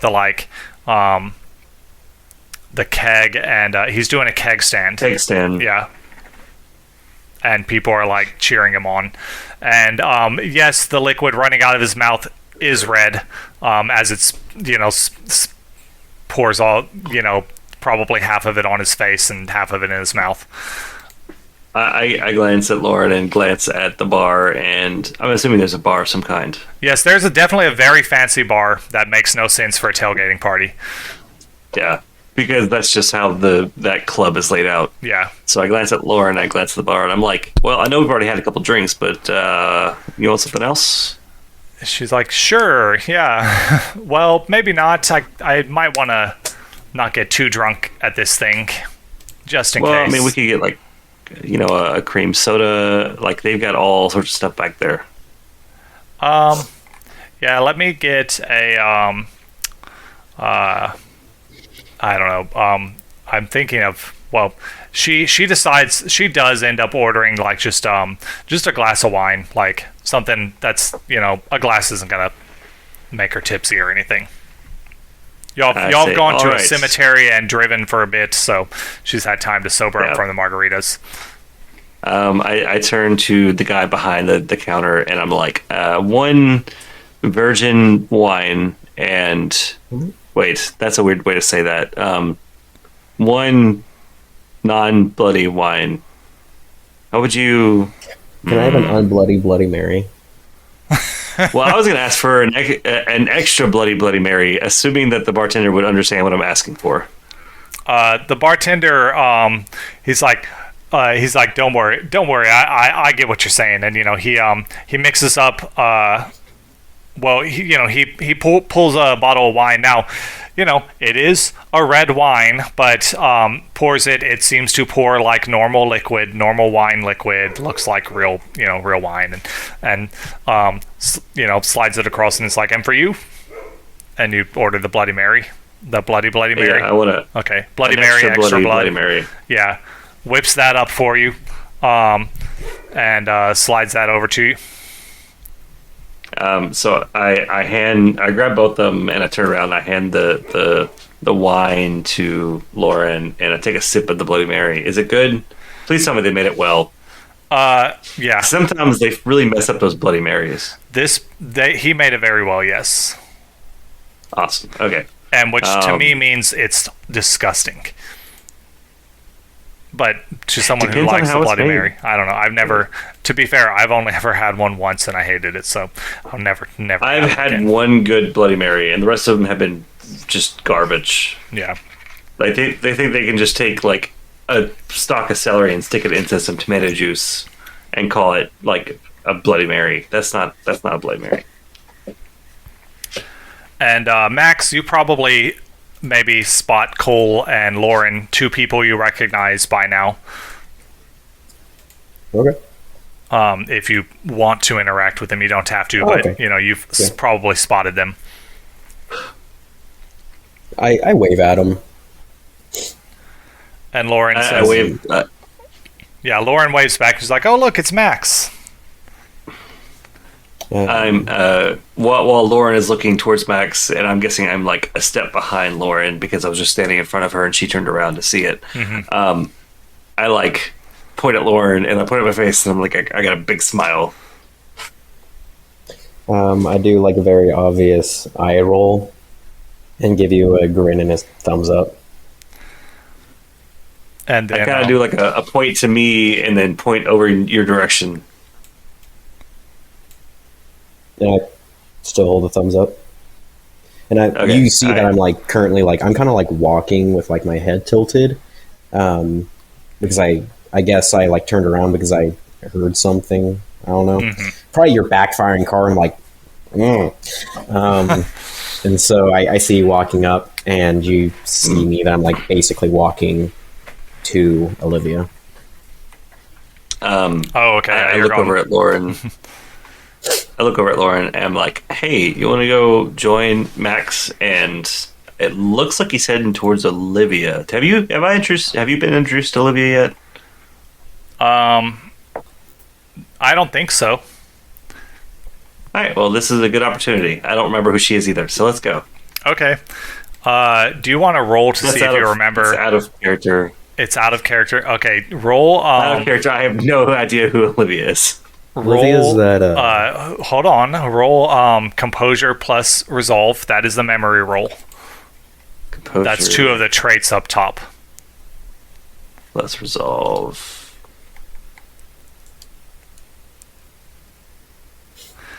I know exactly who Olivia is. But so this is a messy critical. So, on a memory roll, I don't. So all I'm going to say for this, I have the option of just saying it. You get hungrier randomly, so you do get hungrier. How is that a messy? Oh, because the hunger dice also. Yes, your Gotcha. hunger calls Yeah. the critical. But yeah, you remember exactly who it is. You just happen to get hungrier at the same time. But Olivia is the sire of Lawrence and Dexter. Question. Olivia has met Lauren briefly. The sire of Lauren and Dexter. Lawrence and Dexter. So Lawrence, Lawrence. the fun guy you played, and Dexter, the guy who's supposed to be sacrificed. Gotcha. These two have actually met, though they did not meet for long. Although Olivia told all in her story, so they have met and had a threesome with Lawrence, and Lauren did, as or in- Was this? Olivia did? Olivia told the whole story of that flashback. Damn. So they had a threesome, and then Olivia turned Dexter into a vampire. Lauren attacked Olivia and nearly killed her with magic. Basically knocked her unconscious with a single attack. So you have been told this story, and maybe as you're heading that way, it clicks in your mind that, oh wait, Oh shit! I didn't remember that part. yeah. Yeah, me neither. Did not remember that part. So Wow. these Oh. two have met. They did not know each other's can I roll names. Yeah, yes. What's the roll again? Composure plus resolve. I slowly steer Lauren kind of away, and I'm like, "Hey, do you remember that vampire that you knocked out with one blow while she Yeah, was that's resolve. chasing down a guy?" Lauren Yeah. pauses for a moment. She's like, "You mean the one who turned the guy I was supposed to kill into a vampire?" Yeah, I remember. Yeah. Her, and then That's- she stops and that's the glances one. back over her shoulder, and she's like, "Oh, maybe we shouldn't go over there. I don't know how happy she'd be to see me." They're both at the top. Well, S- we are currently at a. Oh God, I wanted to call it a moot. it basically is a moot. It's basically a moot. Yeah, a Bob moot. Elysium. Yeah. We're currently at an Elysium, so. Oh, dude, I remember that. You too. also remember, yes, same amount of memory, but no critical, so you don't get hungry. Yeah. Oh, I need to add a hunger cube, Yeah. I guess, or hunger dot. Yeah, so Oops, I not guess three. after the thumbs up, you see my eyes like have that recollection. I go, and I go thumbs up, and I'm like slowly turn it down, like no. Yeah, and so while you're talking to Lauren, she's like, I mean, no hard feelings on my end, but I did kind of blast her with a kinetic blast. I mean, we are at an Elysium, and no violence is supposed to occur at one of these. And attacking somebody or somebody's guest is frowned upon, and the prince is here, probably. So, I mean, I feel like it'd be okay as long as you're like, "Hey, I'm sorry about that. It was just kind of a whole thing," type of thing. We might be cool. I mean, if you don't want to, it's not a big deal. I can introduce you to what's something else that's here that's And fun. she says, no, I'm fine with it. I mean, if I can mend broken bridges, yeah, that's, I think, the phrase. Says Okay, Rob, yeah, fuck it, the let's GM. go. All right, I am Max, down. you do notice that now they are continuing They, over. they have like a slight conversation. They keep walking over. I'm like, shit. Well, we were walking over, and then I slightly diverted her away, and while we were still walking, Yeah. and then we just made like a little half moon and started walking back towards you. And so Yeah. Max, obviously, you will get there first. Yeah, so I walk up to Olivia. What is she wearing? Black bathing suit, Black bathing suit. 2-piece. Jesus. And I assume I have a hat, and I have the jersey too. I take off my hat and I go, "How you doing, Olivia?" And I throw my hat at her. She catches the hat as if she, while barely taking her eyes off the phone, catches the hat. Like her hand darts up, catches it out of the air, and then she lowers the phone. And it's like, "Oh, Max, right? Hey, how are you?" I'm doing good. I'm just second time at one of these. I don't really know what to do. It's just you look like you know what you're doing. You're just doing you, which. Oh yeah, I'm just getting some photos for the feed. I'll probably go mingle in a little bit. And I was like, I really hate to ask, but like, you seem to be really into technology. Is that just like something that you have decided to get into, or is it like something that like you actually grew up doing? Well, and she chuckles. It's like, well, I'm not quite as old as some of these around here. I grew up and I've seen the birth of a lot of technology. I guess I just kept my teen spirit, and just I'm ready to embrace anything new. And then she as she's saying it, she trails off for a moment, and her eyes, you see her eyes focus on something behind her, then they widen, and she says, oh God, they found me. And then, moving extremely quickly, she jumps off of the jumps up and starts running towards the like fence that, just in the direction of the fence. I like call after her, but like because I have like super fast reflexes, does that allow me to see that? And the way I like to think of it, and she also has that exact same power, the fast reflexes. That's why she caught the hat. You can kind of see in like, how whenever the Flash is like seeing things happen around him in slow motion, like when that power activates, that's kind of how you see it. Okay. Well, I don't remember if you took powers, but, with just that, you don't have the speed of it, but you have the reaction time of that. The flash time. She's not blinking, by the way. She's just got the fleetness power, she can run fast. I'm going to do... well, never mind. I'm going to, like, call after her, and I have... the fast thing too, right? No, I guess I have to give her a rouse check to use fleetness. Okay, nobody's getting hungry tonight.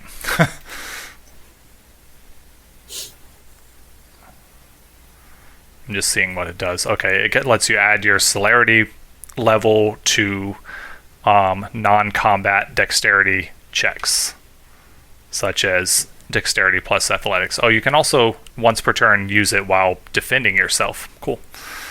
I'm just gonna see how fast she's moving real quick. So that would be +2. She's moving pretty quick. So yeah, now you can do what you were gonna do. You both perceive things in the same speed, and you might have more speed powers than her. I can't remember what you bought. I know you bought a bunch of stuff. I have rapid reflexes, cat's grace. Okay. And unseen passage. Oh, okay. But yeah, besides that, that's all my move skills, I think. Yeah. As far as I'm seeing. Now, she's not moving at impossible speeds. She's just moving at like faster than you would think she could. Yeah. I call after her. And her breaking out into a sprint definitely causes a bit of a commotion. What do you say? I think I just say, Olivia, it's okay. Okay, give me a persuasion plus charisma to see if that catches her attention. Persuasion. Do I add any modifiers? Because I have that attractive, but I don't really know what that goes into. Like, Is that just It a goes free- into basically all social situations. Okay. So a +1. It doesn't even require them to be like sexually attractive to you. People are just Yeah. naturally more friendly to people who are pretty. That's Is it just a- a fact of life. What plus is it? A +1 or what? Which one is yours called? You've got the. I get +2. It's 2 ticks. Okay. Well, it might not be. It looks. You've got beautiful. It's +1. Oh, +1. Yeah, and stunning is +2. Okay. That catches her attention. That thing is when it does the beast in the weird way it does it. It's Doesn't not really a count, yeah. but- So I'll say since you got the same amount as her running, you do catch her attention. She slows and then turns and says, "What do you mean it's okay? That lady tried to kill me. Almost did." I say, I know, I understand. I'm like looking around. I'm pretty sure there's a lot of eyes on us. And I say, yeah, she definitely did. There's no defending that. And Cole and Lauren both probably catch up by now, to where you are anyway. And she's like, "Well, what the hell is she doing here?" And she notices the wristband, the black wristband, and like looks from that, looks to Cole, and she's like, "What is this?" And I say, I'll tell you later. I promise. But because like I think they're probably getting really close. Yeah, and Lauren is definitely. Let me go ahead and just do a roll for.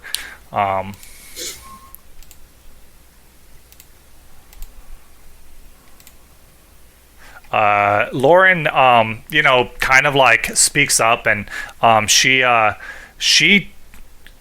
it's not an apology. Well, she does say, she's like, "Look, yeah, okay, it's an apology." She's like, "I'm sorry for attacking you, but there was a lot going on that night, and I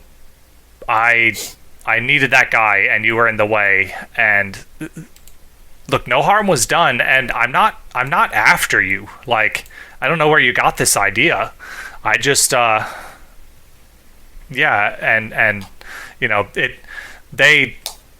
Olivia kind of like glances back and forth between the three of you, and she's like, "Well, okay, we're at Elysium, Liv. We're at Elysium. Okay, she actually, I'm gonna roll for her.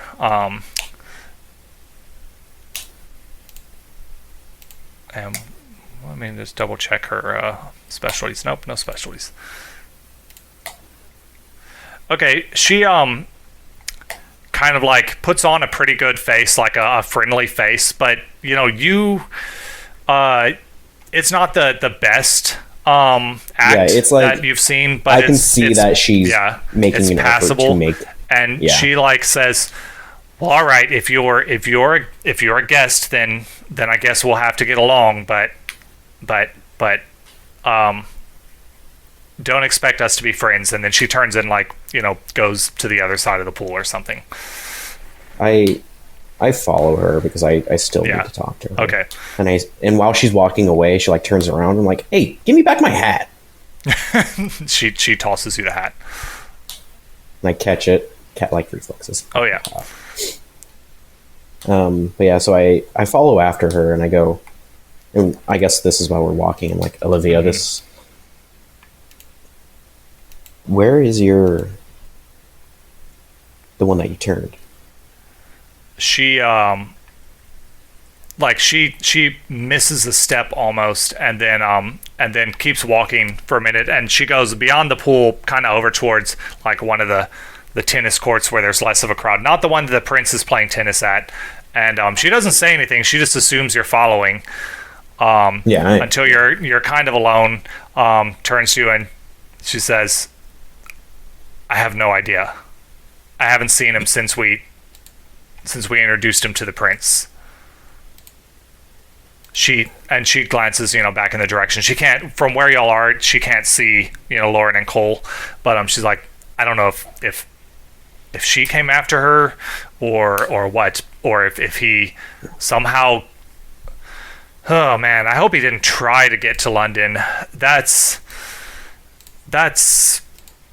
probably wouldn't have gone well for him. He wouldn't know how to make that happen. Yeah. But no, I haven't seen him. I go, because we're in a tight spot.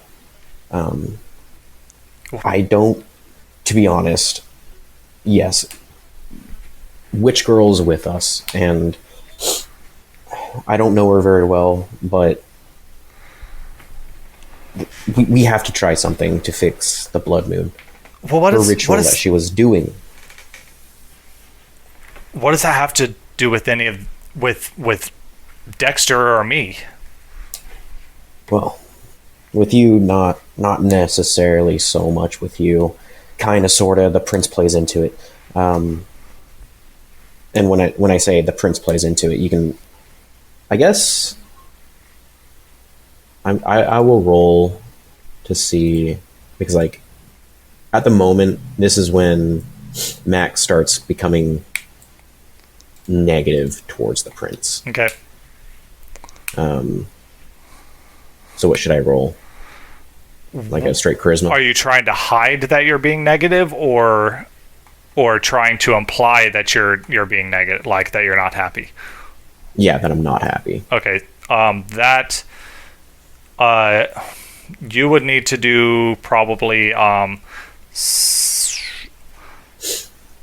you're not, so I would think subterfuge plus charisma in this case, because you're not trying to make her think something, you are just trying to subtly get across something.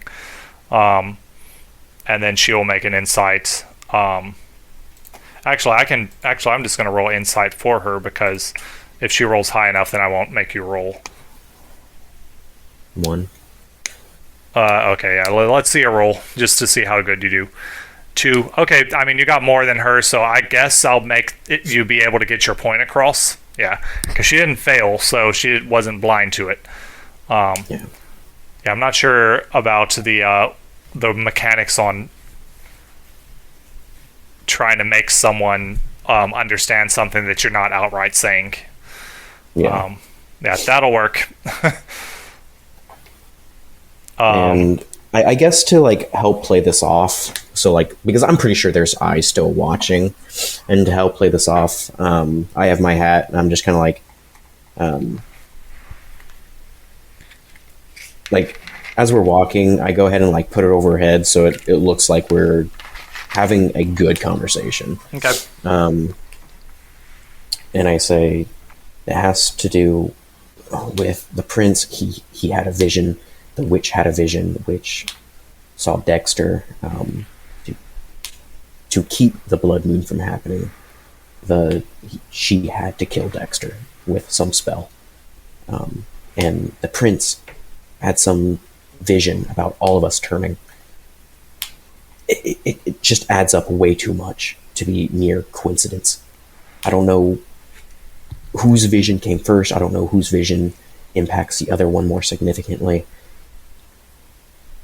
But I don't know if she's telling the truth, that the only way to undo this, I've met with other people, there's so much going on, but Dexter might have to die, but we don't necessarily have to kill Dexter himself. Maybe it's just a clone of Dexter. There's magic that I don't understand.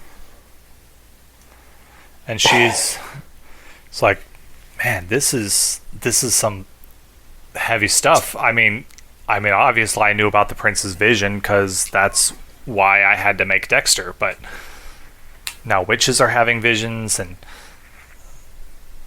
I mean, I can't say I feel any kind of way about Dexter needing to die. It's not like I chose him. Yeah. But also, like, who knows if the prince actually had a vision? Like, yes, he's had real visions before, but yeah, but who's to say this is a real one? Yeah. And he's just not on one of his walk through an empty doorway.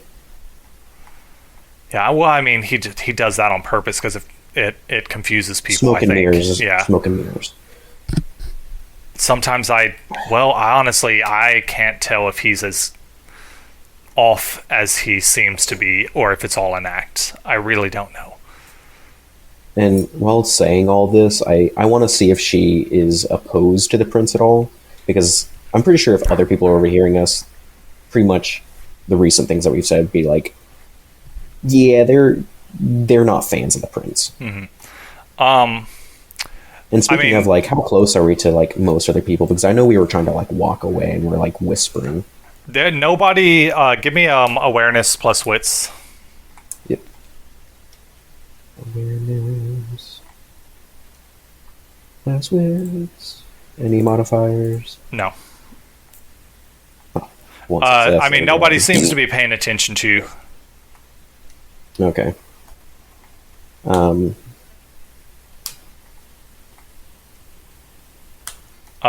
So you kind of lead the question into, or lead the conversation into trying to figure out her kind of point of view, and she's like, Allegiance. yeah, she's like, I just kind of go with the flow. I do, I'm part of the Camarilla.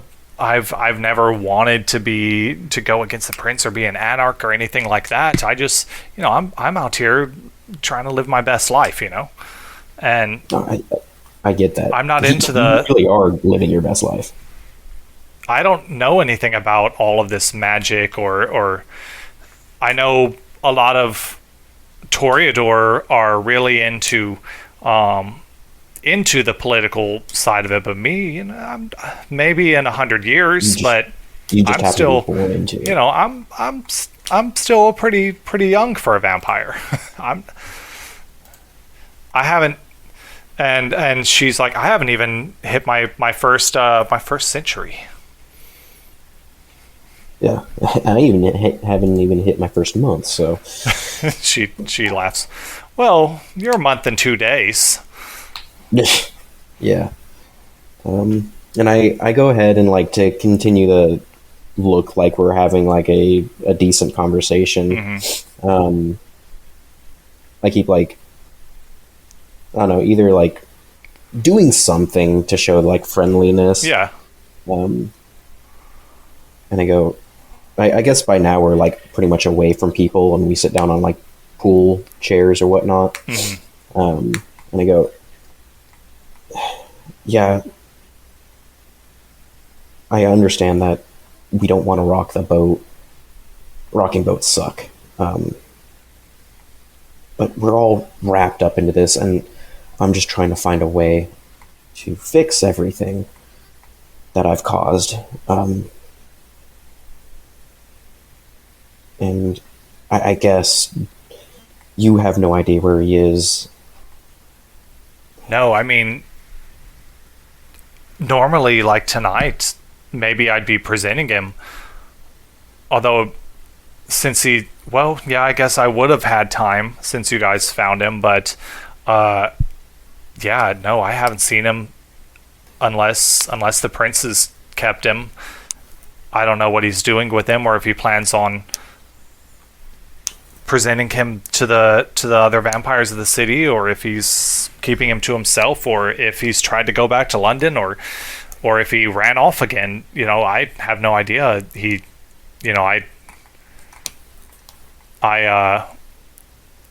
Even Lawrence actually isn't we've got history, and he's not texting me back or anything. Well, actually, never mind. Cut that. She barely knows Lawrence. She just seduced him briefly.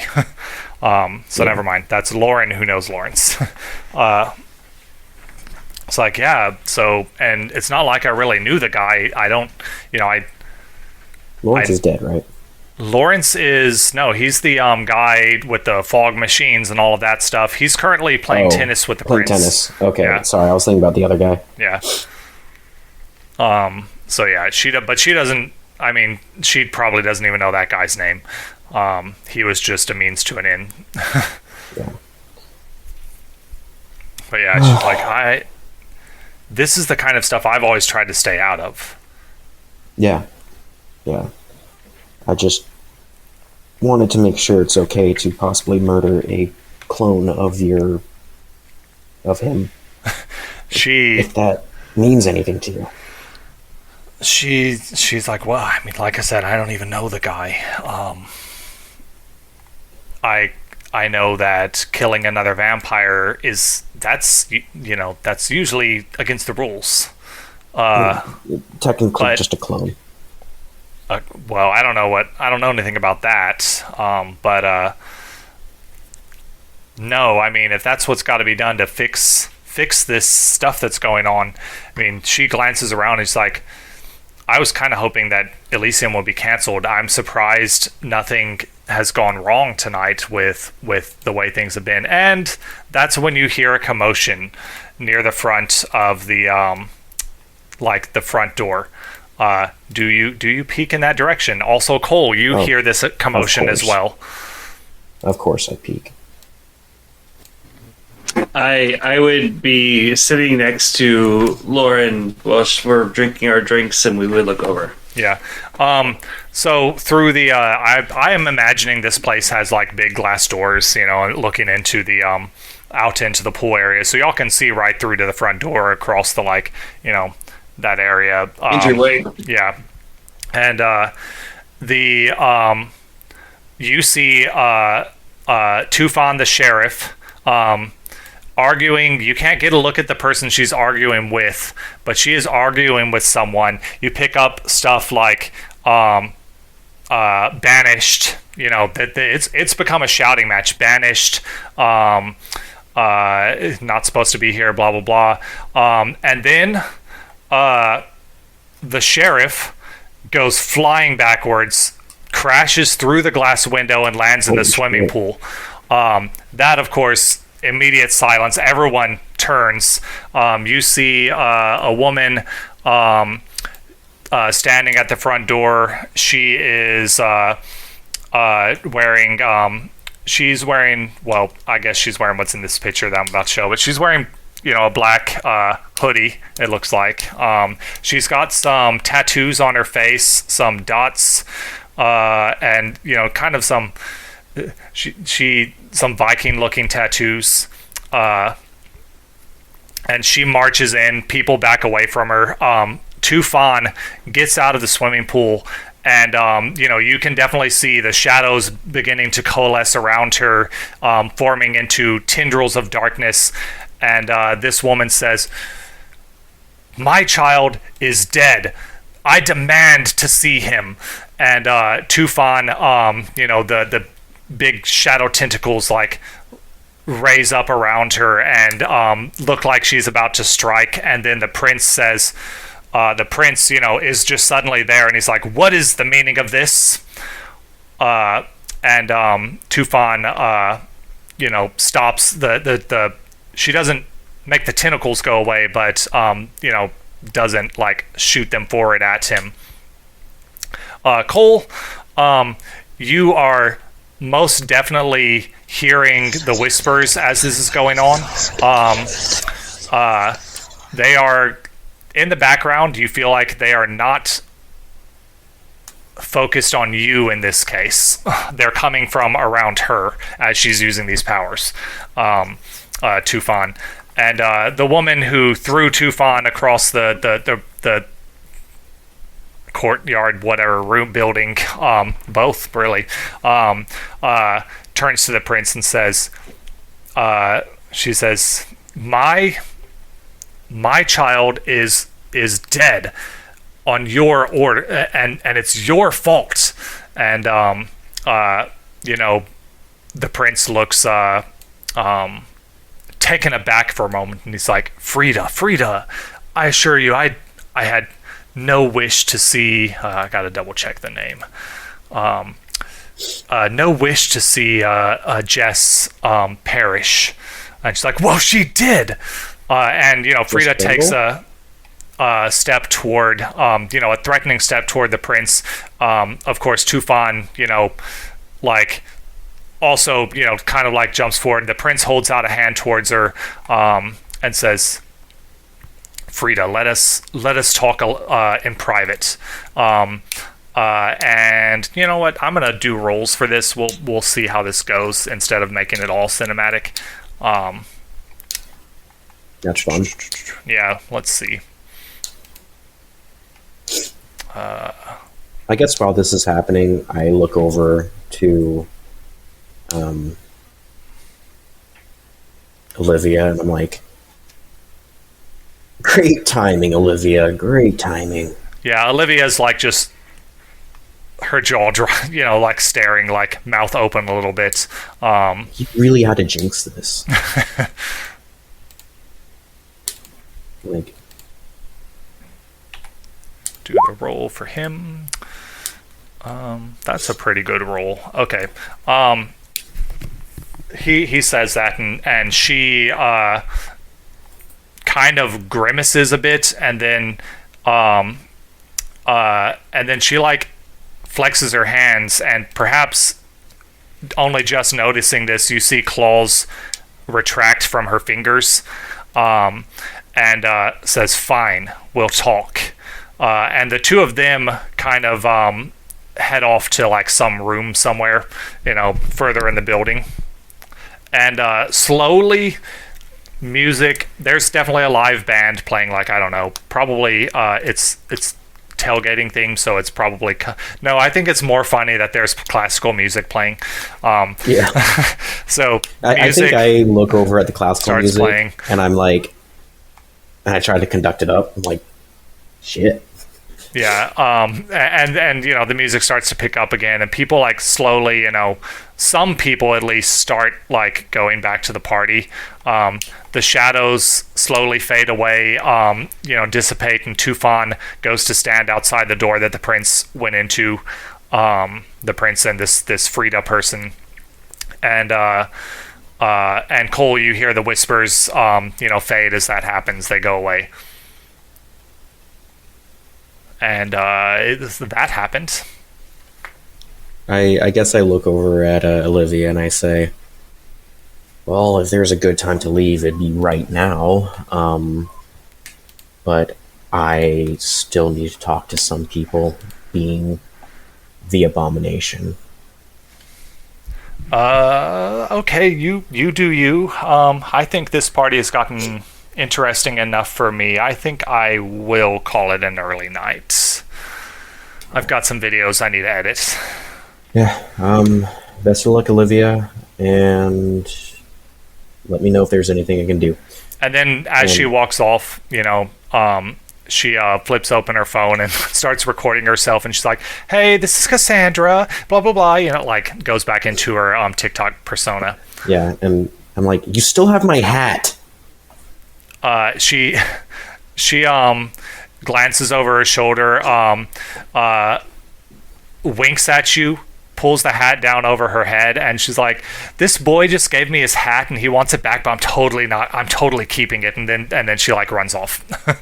Boy, I look twice her age. But I say that under my breath. Her viewers didn't see you; they just saw her turn her.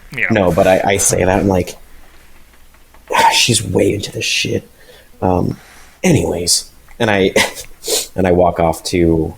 I look over at Cole. What's Cole looking like? Asleep, probably, or muted. I was muted. Sorry. Yeah. So after the whispers hit, Cole like kind of got a fearful look on his face and sort of rocking back and forth, and kind of started clutching his head a little bit. And then the whispers died down, and so he's just trying to calm down right now. Yeah, and Lauren is kind of staring in the direction of Tufan, who did the crazy shadow magic, and has kind of been just, staring and stunned, whatever, and then doesn't kind of snap out of it until Max walks up. That's when she notices Max and notices Cole, and she's like, "Cole, are you all right? What the heck was all that about?" I'm sorry, I fell asleep there for a second. What happened? Wow. You fell asleep in 12 seconds, bro. What was all that about? What?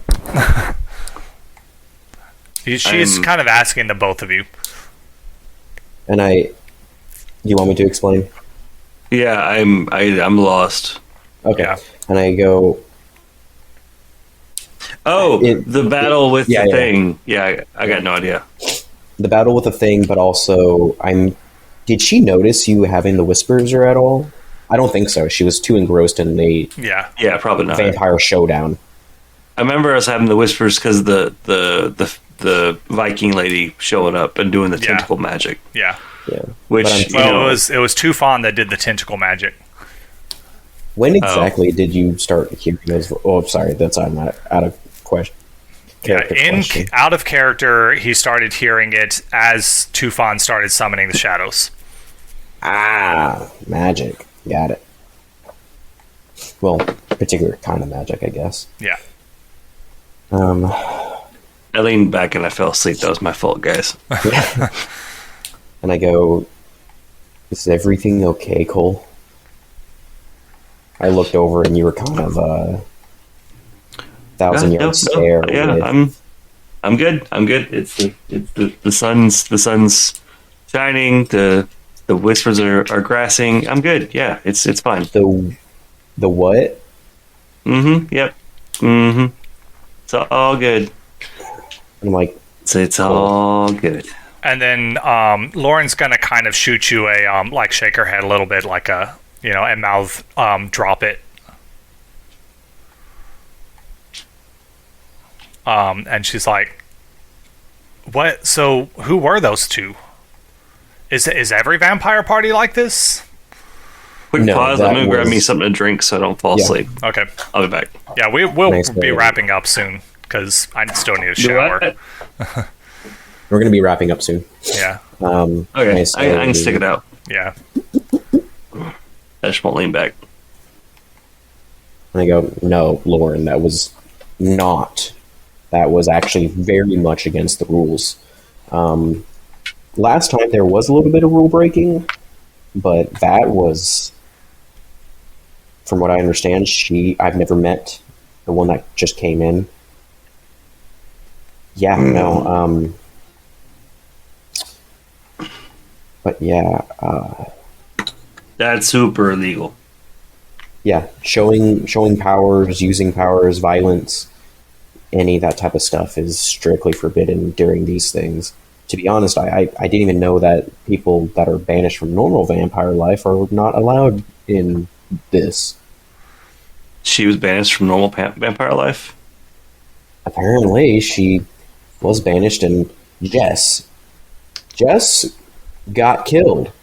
Holy shit.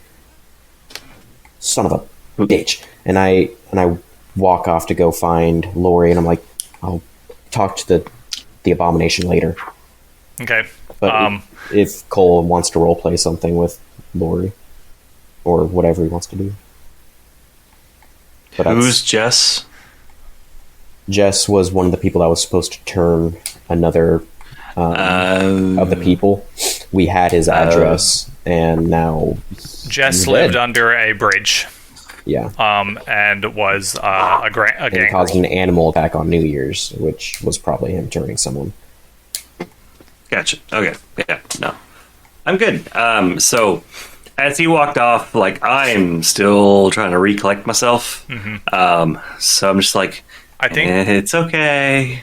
Lauren at this point leans over and is like, was it the spirit stuff again? It was. It's the fucking whispers. It's always the fucking whispers. And she like well, let me roll for it first.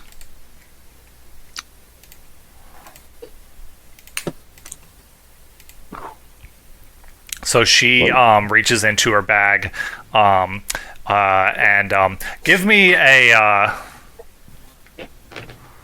I'm trying to see a roll to make this not work. I feel like if there's okay, so she did 4 successes, which is pretty darn good. Um. What are you trying to do? Okay. I'm good in so streetwise. I'm good in craft. roll. I don't know. Roll frenzy just to so I can get a number. No mods. Just no mods. No, no mods, and just for now, just difficulty 1. I just want to see. Wow. pretty Try good. to. Okay, 4 successes. Yeah. All right. So, all right. So she like reaches into her purse again and pulls out like some kind of like little vial of clear liquid. Opens it up, puts some onto her fingers, and whispers some words, and then while you're like muttering about the whispers and stuff, she places 2 of her fingers right to the center of your forehead, and you feel this like overwhelming calm come over you. And she said, did that help? It did. Thank you, Lauren. It's only temporary, but it's a calming spell. I appreciate that. It's getting the better of me. I just don't know what to do with this anymore. To tell you the truth. She thinks for a moment. Okay, she's just rolling good tonight. She's like, there might, I don't know, because of what you are, I don't know if it'll work, but What? 'Cause there I'm is. white? She laughs. She's like, no, because you're a vampire. No, she there's a way to cut people off from the spirit. It's usually honestly kind of a punishment, but I don't know if it would, if it worked, it would cut you off from the spirit world. Would that affect my magic though? I don't Like, know if your magic I comes. feel like this is manifesting. I feel like this is manifesting like with the growth of my powers. Like, Well, if your powers are coming from the other side of the veil, then yes, if it worked, you would lose all of that. But it's something I could try if you want. It's just, it's something, it's what we use to block people. Well, yeah, when you do it to a witch, they usually lose their magic because our magic comes from our spirit. I think we need to exhaust all avenues of approach before we go to the extreme of a full block. Okay. But I'll look into it if just in case. My ears are itchy. And then let's hop back over to I mean, we're honestly probably going to pick up mid Elysium next session because it is getting late. But we'll jump back over to Max, who's reached Lori, who is, definitely chatting with like a bunch of people. But she turns when you walk up, and it's like, "Oh, hey, hon." And I go, that was exciting. It's like, yeah, not something you expect to happen at Elysium. And I say, and kind of puts a bone, or puts a whole, I don't even know, like, he's dead. Wait, who's dead? Jess. Jess. The one that was supposed to turn one of the others. Oh, that's what she was talking about, of course. Well, I mean, it might have still, he might have still turned the person. But yeah, that was Jess's sire. I didn't, that part didn't dawn on me, but yeah, that was, so I can see why she's so mad then.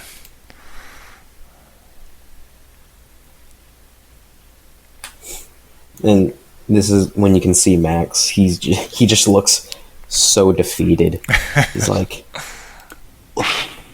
nothing is working out. Well, I don't want to talk to her because she's pissed, and grieving and doesn't probably want anything to do with a fledgling vampire. But she's important, and the only other person I need to I need to find what's his bucket? The other guy. Dexter. That's his name. Dexter. Yeah, I don't know where he is either. And if he was supposed to be presented tonight, I have a feeling it's not going to happen. Probably not. But I think the other guy might know, the tennis boy over there. Tennis. Oh, him. Yeah. Oh, yeah. Lawrence is kind of. I guess he's probably off, like getting a drink or something now. Because the prince is busy, and I'm sure he is telling the bartender all about his theories on the night mother or whatever it was that Frank had said and stuff like that. Yeah. He's going to be the next person I talk to, so I don't know if you want to wrap up anytime soon or. Yeah, I think this is a good place to end this with the big scene, and then we'll pick up Mid Elysium next time we play. I don't know if Bill will be back yet. I don't know how quickly he's gonna want to come back and how he will sound. He will. I think he's going to have to do some practicing. But if Bill is back, we might actually jump into a flashback, which will be fun. But if he's not back, then we will continue Elysium. So that's where we're going to end the night. I was your storyteller, Ron Bjork, and you can find me on Twitter at Verilium1. You can find the show at IDM Roleplay or email us at idmroleplay@gmail.com. Then we had Frank, if he's still awake. Hi. Didn't lean back? Okay. I was Frank. Yeah. I am Frank. I was Frank sometimes, but I am Frank now. I also played Cole. You can find me if you look hard enough on social media. Please don't. I also stream, and if you find me on the common streaming platform, Twitch, if that's still a thing, whenever you're listening to this, my handle there is FK Lightcastle, I believe. I'm not sure. I think it's that. I'm a sleepy boy. And Hayden. Hey, definitely very interesting things happened this time around. I'm excited to see where it all goes. All right. Thank you for listening, and stay safe out there because there are monsters.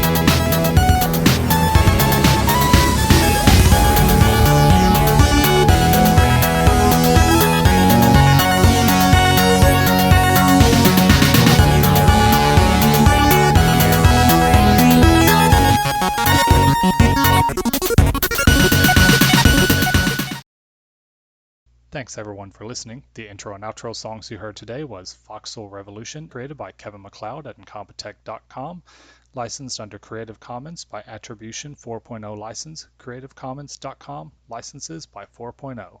The night is over, and have a great day, everyone.